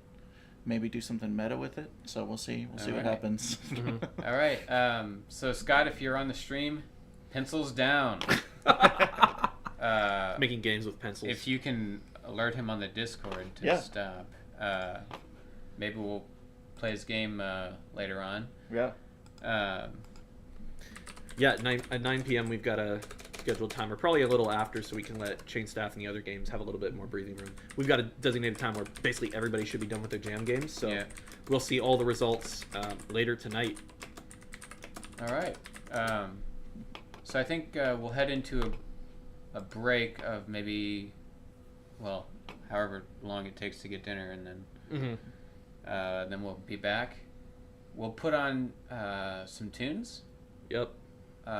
So you could stay tuned to the stream and listen to music from our upcoming album, Warp Zone Volume 1, featuring, I think, 16 tracks made by all local musicians as part of our recent, or I should say, as part of our video game music jam that happened earlier in the year. Um, so yeah, rock out to those tunes while we kind of reset the space and get ready for the other half of our A lot of cool stuff. event today. Yeah. Yep. We got more themes coming in. Thank you all. All right. Yeah. I some really good ones.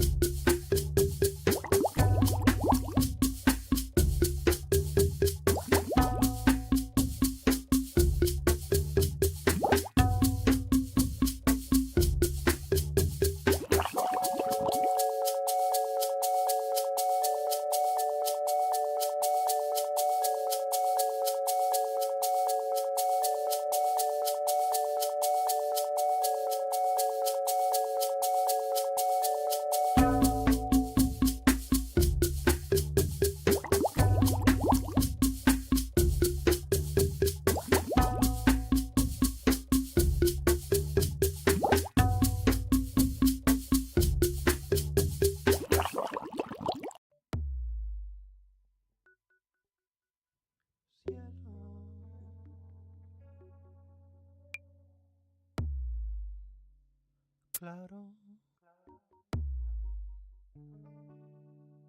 y tu corazón al viento.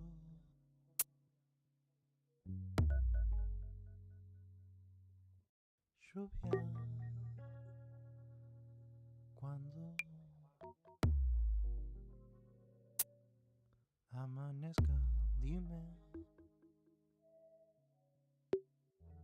qué es ese color.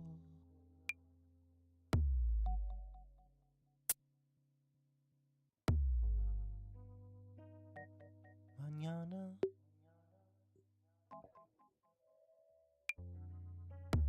cielo y tu corazón.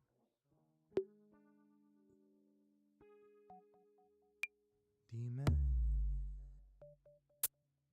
tiempo.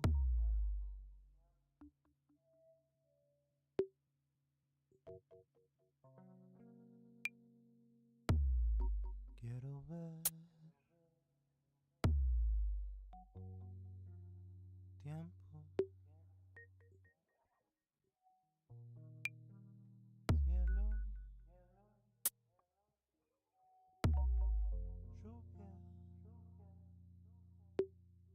y tu corazón. Mañana.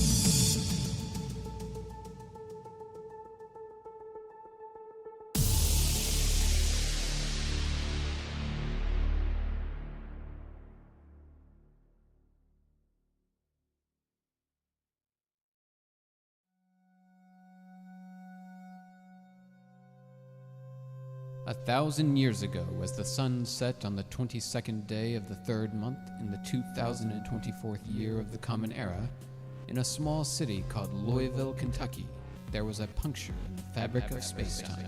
Dark tendrils reached out from the twisted realities beyond. At first, its effects on the human psyche were barely perceptible, drawing together only those most sensitive to its force.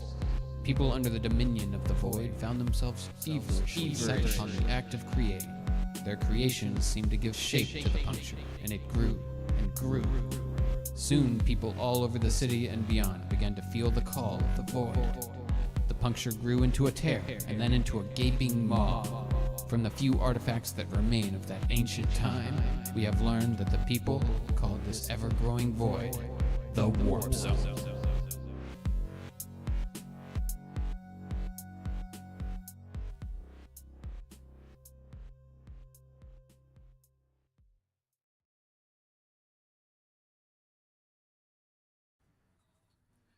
In 5, 4, 3, 2, 1.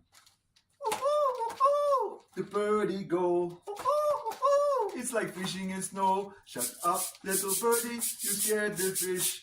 There's one on my hook and there's none in my dish. The birdie don't care if you starve to death, 'cause he's got his worm and he's got his nest. He calls at you for to stay away, and you'll never catch a fish today. Roar! A lion! Roar! A lion! Oh, the fearsome lion, he make a fuss. He king of the beast, and he cannot for us. Please shut up, lion, my wife is scared. You kill my goat, and you don't even share. Lion don't care if you starve to death, 'cause he's got his great hair on his head and his chest. He roars at you for to stay away, and you'll never catch a fish today. The croc! The croc! Oh, the sneaky croc, he snap at your toes. He steal your fish, and I think he knows. Oh, stay away, croc, from my toes, delish. For I need my toes, and I need your fish. Oh, the lion still roars, and the bird still sings, and the man in the fish gets the fish on the string. In the heart of the jungle where chaos reigns, it seems that every creature plays its own strange game.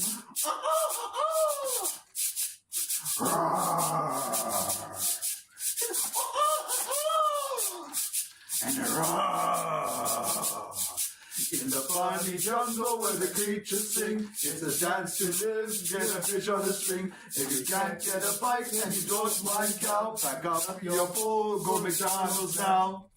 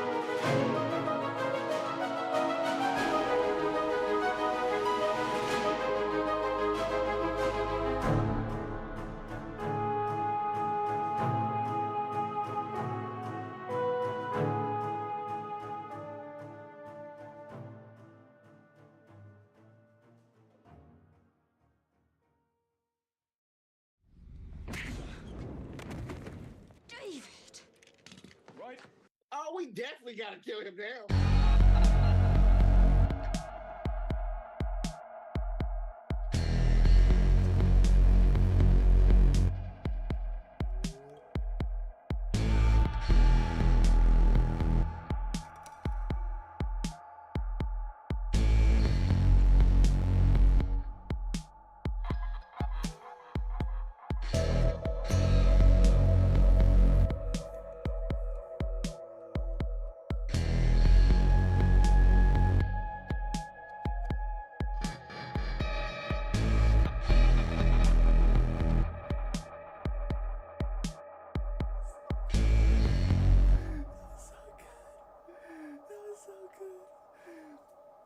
All right, let's watch it again.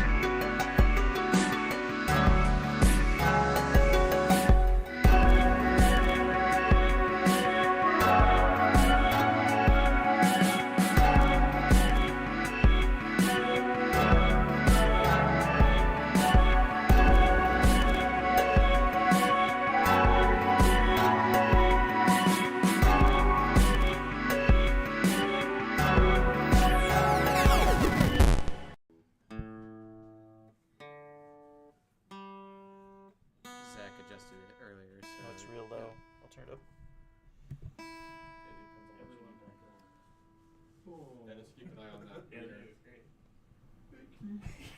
Hello, hello, hello. Hello, hello, hello.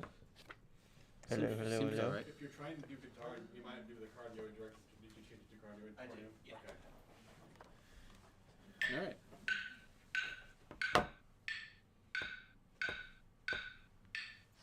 Alright. Alright. Let me figure out what my theme is here. Hold on. My theme was utopian, quirky, and playful. I don't know how well I hit on those things because I don't know how to be very quirky and playful, except that I learned a new chord today, sort of, which, let's make sure it's in tune. And the chord is not an E major chord. It's a 7 add sharp 9, which is both major and minor, and it sounds really funky. So,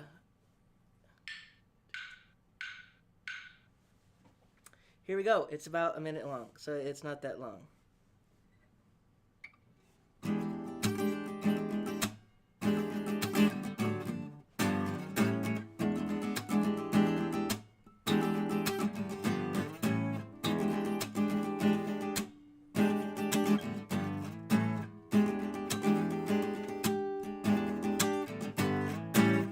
Warp Zone Utopia.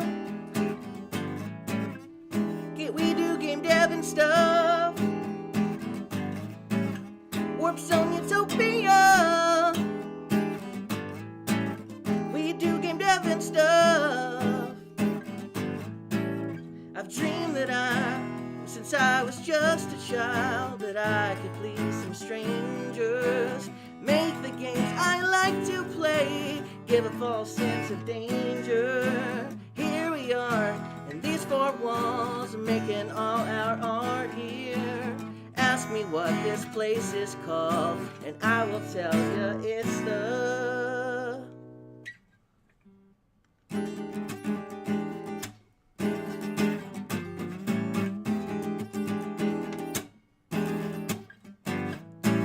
Warp Zone Utopia. We make games and stuff. Utopia.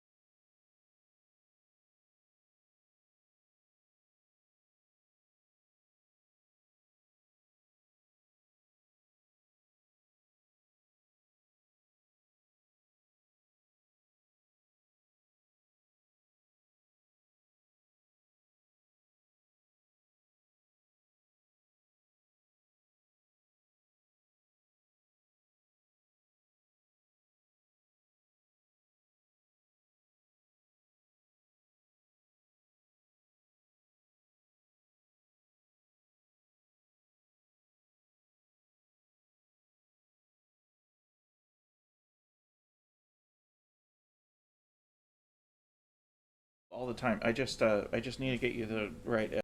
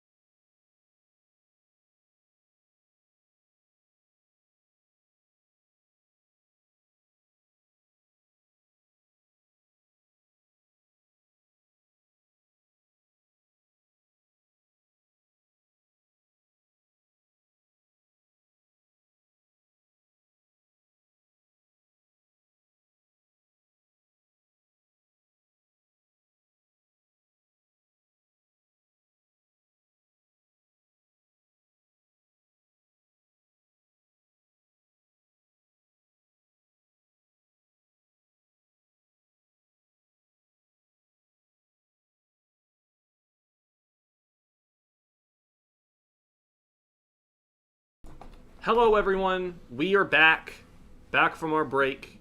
Looks like we still have 8 people in here. If you're still here, say hello. Good to see everyone. Thanks for sticking around. We had to take quite a big break, but we're back and we're ready. And this is one of my most anticipated parts. We're going to be playing a bunch of games with their developers. All of them really cool people. All of them will be here in person. Oh, sorry. I'm going to just open the website and see where we're at with donations. I guess just holler that out. Refresh. Yeah, close the tab and open a new tab. Oh, yeah, yeah. Probably still has the JavaScript problem. I got you. Open that again. Let's see here. Here we are. 2,171 out of 5,000. That's pretty good. Pew, pew, pew. And we've got a beautiful pixel art board here. So, again, everybody who's there, say hi. We'll have more people joining as we get started. But just to reintroduce myself, my name's Jonah. You might know me by the name Galactical if you're members of our Discord. You introduce yourself. Hi, I'm Colton Ramos. I'm Colton on the Discord. Yep, we all know Colton. And we're here with Colton because we are going to be playing his upcoming game. I'm very excited to try it again. I've played it a little bit before. This is it right here, Spell Card Academy, in a genre called My Friend's Games, which it very much belongs to. Colton is a good friend, super talented guy making an awesome game. Yeah. So we're about to just go ahead and get this started. I don't think there's any use waiting. Let's check out the game. And while we do it, we did this segment earlier with Forgetting and Hardcore Cottagecore. I'm just going to be asking you some questions as I play, or you can feel free to chime in with any insights you have about the game, because we just love to know what you have to say about it. All right, I'll do my best to talk about stuff. Excellent. Let's get it started. Started earlier, there's going to be some very beautiful music.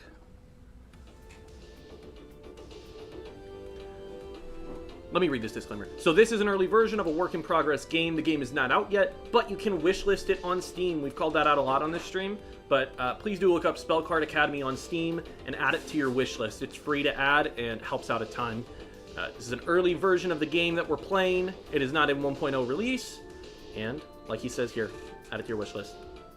Thank you for taking time to play. You're welcome, Colton. You're welcome. Get that call out. Yeah. All right. So what I'm going to do, I'm going to start Book Smart Magic. That's what we're doing. Let's do it. Begin adventure. Mythical Glen. We know Mythical Glen. He was on stream earlier today. Okay, so let's see. I'm at the entrance. I can go to the fight or the rest. Ooh, and another location popped up. So let's see. I don't think I need to rest. Tusk Beast and Dusk Raven, or Tusk Beast times 3. I'm gonna just fight the Tusk Beast. All right. So I'm gonna get reacquainted with the game, but feel free. Can you just explain a little bit? What is Spell Card Academy? How does it play? What inspired it? Just tell us about it. Sure thing. Spell Card Academy is a roguelike deck builder where you play as a witch or wizard, learning to cast spells from weird and wacky schools of magic like Llama-mancy and Book Smart Magic and Spooky-mancy. I worked on the game for a little while, maybe a year, and I just put it down, but I'm gonna pick it back up again soon. And yeah. So the idea is that you delve down into a dungeon and build out your deck of cards as you explore various locations. You'll find mysterious shopkeeps, various weird NPCs that'll offer you creepy, spooky deals, and you'll learn new grimoires of magic and spells as you go along the way. Yeah, there's a lot of cool stuff in this game that I don't think we're going to be able to get to in this time. There's a lot of really neat stuff. So let's see. So there's this resource system. I remember this. So I'm going to click on a component to select or deselect it. Okay. So components can have multiple uses. So let me see here. Familiar, feline gift. So Looks like a piece of wood is good enough, and I'm just going to spend a piece of wood to do it. Yeah. Now, this is a certain kind of deck called Book Smart Magic. So this is the sort of variant where it's more like it can make use of any kinds of resources. Am I remembering that right? Yeah. Yeah. It's got, so each of the different schools of magic has a different, like, shtick. Yeah. And Book Smart Magic's shtick is twofold. It can use, it has some slightly weaker cards that can be cast with any resource. And it's also got powerful familiars that you can only have one of, like the cat familiar. And it also centers, a lot of the cards center around a mechanic called search. See, do I have To cast spells in the game, you need to spend a card, energy, and some kind of resource or something sometimes. The resources are mostly spell components. So like the projectile spell down there, you can cast it with an any, which means you can use one of any resource. Yeah. So it's like a very deep and interesting game, and also one that you can play in a lot of different ways. I think it kind of doesn't matter what I take at this point, I don't think, or at least I'm not aware of how it matters, so I'm going to take that. But yeah, there are a lot of different schools of magic that you sort of get into as you play more of the game. It is really exciting and interesting. Can you just... I only remember the name, and I don't think I'm ever going to be able to forget it, but can you tell the people a little bit about Llama-mancy? Give them an intro to Llama-mancy. Sure. So if Book Smart Magic is about searching and finding the right resource, and also being like just kind of beginner friendly, and it's easy to keep your resources flowing, Llama-mancy is about collecting llamas. Unlike most other schools of magic that spend resources or spell components to cast spells, Llama-mancy has a subset of its spells that tribute llamas to cast the spells. And some of those spells even create more llamas or more powerful llamas. So it's all llamas. Nice. Yeah, so that's the kind of variety. Like when we say different schools, we mean different schools. We mean schools you've never heard of. So that's going to be something to look forward to. Heck yeah. Leveling up my Book Smart Magic. And I've got some gold. Okay, and I'm taking new cards. Time to study. Pick a pack of new cards to open up. Each pack corresponds with a different school of magic. Alright, so I'm going to continue. So I've got Book Smart Magic. Oh, there it is. There it is, Llama-mancy. Let me see my options. Locked. Fair enough. Yeah, the idea is, like, after I get more stuff implemented, there's only 3 schools implemented right now. Mm-hmm. But after I get more stuff implemented, you'll be able to mix and match. Like, you have to pick a starting deck, and then you can mix and match from whatever schools or grimoires that you want. Nice. Yeah, that'll be a really interesting kind of strategy, because these different kinds of magic seem very different. All right, up to 3 cards, or remove up to 3 cards to your deck, or split the difference. So that's interesting. So it's like valuable to get rid of cards. It can be as valuable to get rid of cards as it can be to take them. That makes sense. Yeah. A valid deck must have at least 20 and at most 30 cards. Normal kind of deck builder stuff. Deck building tip: always remember to include cards in your deck that can generate components for spells that need them. That's good to know. That makes sense. So you might get kind of like lost in the sauce if you're like, oh yeah, this does some damage, this does tons of damage, and then next thing you know, you've gotten rid of all your cards that it searches for the resources that let you do it. So that's a good thing to keep in mind. But I am wondering, so let me see, I want to take some Llama-mancy with me. Yeah. Deal 4 damage, cleave. Grant all allies shield 6. What? That's a really powerful spell. It would probably go good in your deck. Mm-hmm. The little square means it's a rare. Ooh. And it's also kind of sparkly. Yeah, I see the sparkles, definitely, in comparison to Herd Migration. Yeah. So, this monster will be protected from the first X points of damage from any sources until the end of the turn. Yeah, cleave spells also affect neighboring monsters. Okay, cool. So, yeah, I'm not only going to attack them, I'm going to also affect nearby monsters. Yeah, so that's rare. How do I see what the cost of it is, right? Because there's going to be a resource cost associated with it. Is that... It's 1 relic. It's kind of little up there okay, above I the see. picture. No, that makes sense. I didn't realize. So relic, that's a type of item. All right, I'm Yeah. going to take that because I just want to see. Grant Musk 1 Musk. This monster is always attacked first when possible. Must animals will not attack. Okay, that's cool because I like to summon a lot of the like familiars and stuff, and when I do that, I don't know necessarily who they're going to attack. So that would be good. You can strategically musk the enemy you want them to hit. That's really good. I feel like that's the thing I thought about last time I played the game. And so I don't know if the card existed then, but that directly like addresses that. Maybe not. I don't remember when we played. Maybe.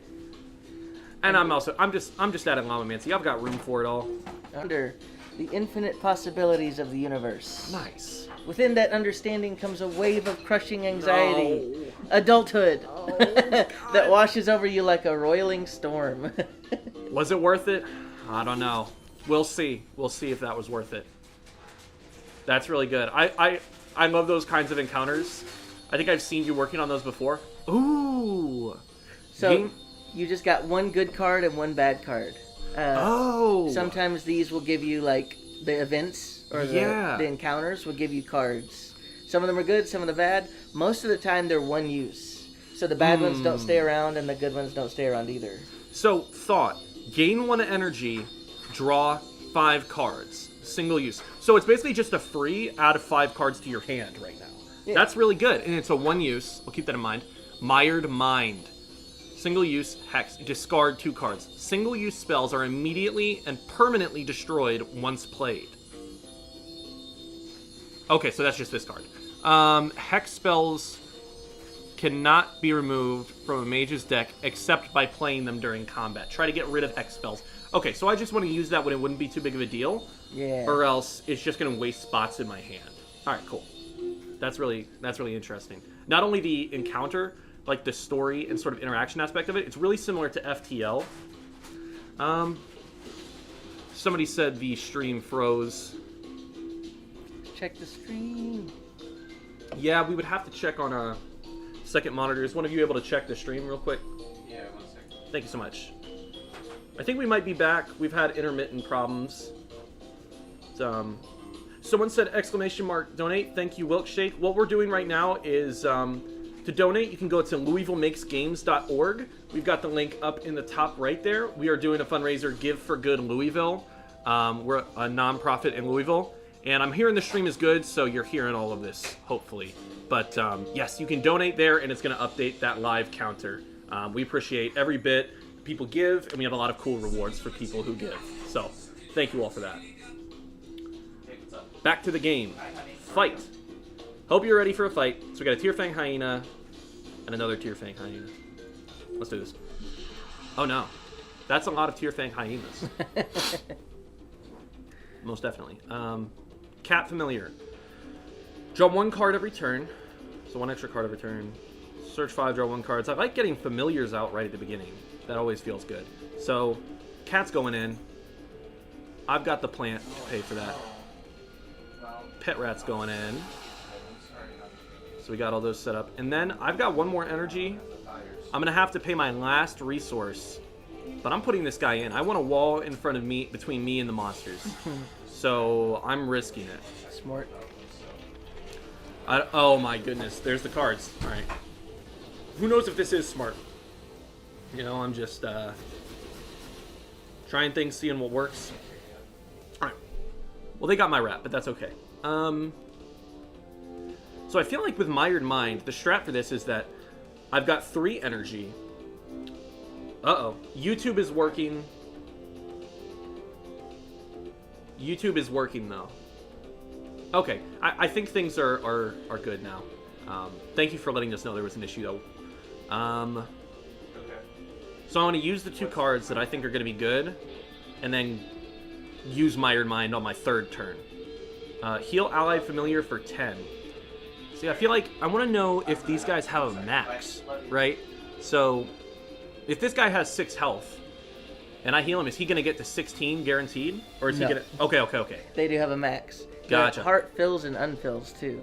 Maybe I should put out of 6 there or something, but yeah. Maybe. At the very least, I would learn it. It's one of those things that you figure out as you go. I hate to interrupt, but we've got a special thing going on. Let's do it. If people donate between $7.15 and $7.17, we could win an extra $5,000 or $10,000. What? So $7.15 and $7.17. Yeah. So we need to. Can I place an additional donation? Yeah, you can place an additional donation. It could be of any do it, amount, everybody. and that counts towards that 2 minutes of giving thing, the special thing that's going on right now. So Yeah. 7:15 to 7:17 Eastern time. Yes. Please submit as many donations as you can, even if they're small, because it could help us get an extra $5,000 or $10,000. Back to That is Spellcraft great. Academy. That is great. So everybody, if you're able to, queue up a donation, get a donation ready, even if it's just for $1, and then place that at 7:15. 7:15 to 7:17. You got 2 Yes. minutes. It's a special 2 minutes. That's crazy. 2 Alright. minutes is crazy. That's They've 6 minutes from now. Yes. 6 minutes from now. A lot of people have been doing this all day. I'll talk while I play. Give for Good is... Oh, I need some research. Give for Good is a really broad initiative. There are a lot of nonprofits other than Louisville Makes Games who benefit from it. And so there have been a lot of generous people who are helping out with the various different charities that are there. Here we go. And a lot of those people are saying, they're either matching donations or they're giving out a certain amount to a random nonprofit or distributing it amongst all of them. And so we really appreciate those people helping us and giving us the opportunity to, have the opportunity to get a whole lot of extra help. So, sacrifice 1x llama to summon Headbot Llama X3. So I would have to have a llama to even use this, wouldn't I? Yeah. What am I doing? We kind of got the card that needs llamas to make llamas. Oops. That's okay. Maybe we'll find more llama I cards. should have read the fine print. Yeah, I can't afford very much. Let me get a rat out here. One of any. Seek. Soothe Familiar, I don't have one. I don't have one of anything, unfortunately. So I'm gonna have to spend my final turn doing another Seek. So now I've done enough Seeks that I can... Everything's just X1. I really messed myself up using up all my resources. I should have maybe been a little bit more conservative with them. We'll see. The risk might pay off. Yeah, unlike Magic or other games where it untaps and you have all your mana at the beginning of turn every turn. In this game, there's specific trinkets and cards that create resources. Yeah. And you gotta weave them into your strategy. Nice. The pizza just walked in. We're distracted and drooling. Yeah. Grant Ally Shield. The sad thing is I have no allies right now. Oh no. Glitter Bolt. Okay, so... I'm trying to figure out... Check out that musk, though. I see... Musked animals will not attack, and hyenas are animals. Thank you. I should have read the fine print. For some reason, I just read the first part, and I was like, okay, I got it. All right, yeah. Just put it on the left guy. So he's not going to attack. And I'm assuming that's going to last. Let me see how long. I don't know how long that lasts. I think it lasts one turn. One turn? Dang. Well, what I'm going to do is I'm going to focus on... I guess it doesn't matter who I attack, because I'm going to attack his friends for now. So, Grant Ally 1 shield. I imagine that it includes me. Yeah. So, you can shield yourself. I am my own ally. That's something... That's a life lesson for you. And then I'm going to use Glitter Bolt on the middle one. He's looking at me funny. They're getting real big. This is danger. This really is danger. See, that's... I call that getting lost in the sauce. That might be what I've done. Just lose my sauce. Well, I have an idea. Mm-hmm. The ancient power needs a relic. Okay. We don't have a relic. Yeah. But you have a search. You I could have a... on the top left, you could always spend an energy, one of your 3 cards, yeah. I to forgot. search. Okay. There's a very slim chance we'll get a relic. There it is on the top right. Yes. Okay. Yeah. Good call. I needed the backup right there. Yeah. I needed you to jump in with the assist. I always love seeing when developers are really good at their own games, because of course they are, but... I spent way too much time playing this game. Absolutely. Absolutely. And before you cast it, so when you cast it, it's going to slam 3, or a creature and the creatures beside it. And it'll also shield all of your creatures. So if you have something in front of you, you could protect it. Let me put 1 rat in front of me, then I've got time to cast this. Yeah. Yep, just got one rat. There we go. Automatically puts it in there for me. It's good to see. The llamas have a magical secret, and Yes. you're unleashing it right now. I'm unleashing their ancient power. That's funny. It's 7:13. Oh, in 2 minutes, everybody 2 donate minutes. $1. 2 minutes. Everybody get your donations. I feel like I need to get my donation ready. I've got to keep playing the game, but... I'm getting one ready. Let me do a quick one. That's the new game we're playing, everybody, is...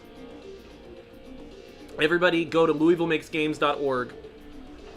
Press the donate now. Am I hearing that right? Even if they donate $1, it Yep. gives us a chance. A chance like- to win 5,000. Yeah. Yes. Ah, my internet on my phone's not working. Let's do it, everyone. 7:14. Mm-hmm. Which NTP server? Hello.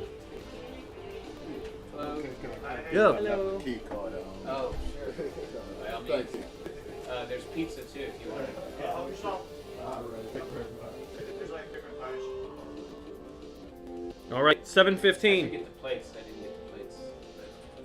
7:15. I'm sending it in now. All right. Let's go. Sending in that donation. Let's do it, everyone. Our viewers just went down to 0. I'll investigate.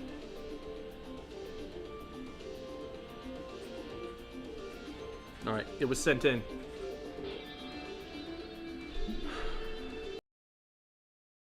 Twitch stream once you. We might.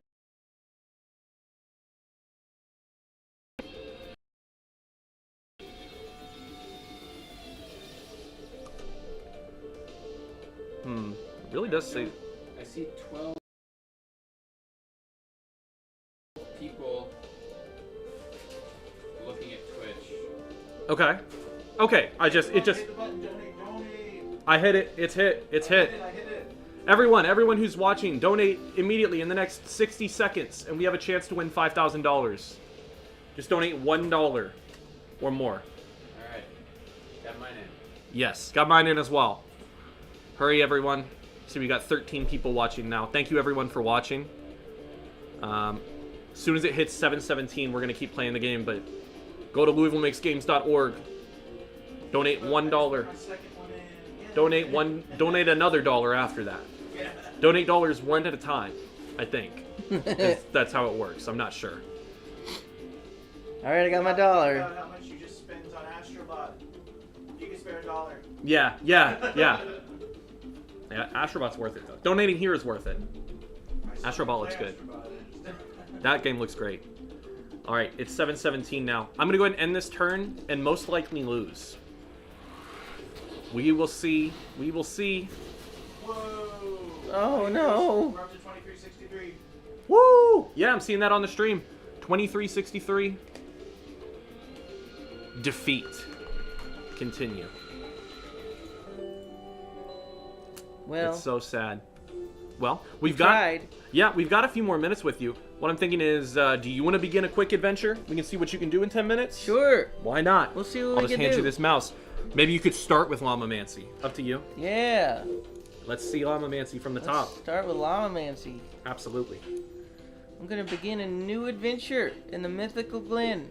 Thank you so much, Kara. Thank you so much, Andrew. Thank you so much, Bill. How's that, Bill again? Hi, Bill. Hi, Bill. Bill C. I All forget. right. Oh, we got the same Now you know. encounter from before. Mm-hmm. It's random. It's a random seeded universe, Yes. and there's more than 10 of these. So Yes. I swear it's coincidence. Yeah. We can Again, it's an actually early come build. back. There's going to be a so lot much- more. Thank you so much to an old friend of ours who wanted to remain nameless, but we really appreciate it. Let me move the plant. There Yeah. we go. Can't see the game because of the plant. All right. So we can make llamas. We can protect the llamas. We can make light. So if I cast meadow light, it takes a plant, light, or stone. This torch has light because it's torch, and I can make even more light. So I turned light into light. I'm gonna make 2 llamas with some light, and a 3rd llama for free. I'm gonna end my turn. I love the way those llamas look. Are they wearing hard hats? Yeah, That's good for safety. they're headbutt llamas. Oh, that makes sense. They gotta protect their heads. It didn't work. They Yeah, died. they're kind of weak. Yeah. They're weak, but you get a lot of them. Interesting. I'm gonna make some plants. Oh, I don't have many choices. I'm gonna musk. This is the same trick you did earlier. Yeah. Tusk beasts are animals, so I'm gonna musk the tusk, and I'm gonna protect my llama. Wow.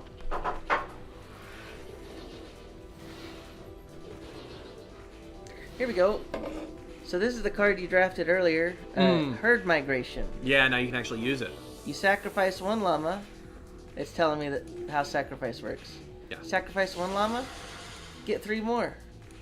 It's 3 for the price of 1. Dang, so many llamas. Llama attack. Yeah, this game is awesome. We've been so focused on the game, I haven't asked that many questions. There's not that much to say. I mean, it's incredible. It sounds like one of your inspirations. You talked about Magic: The Gathering.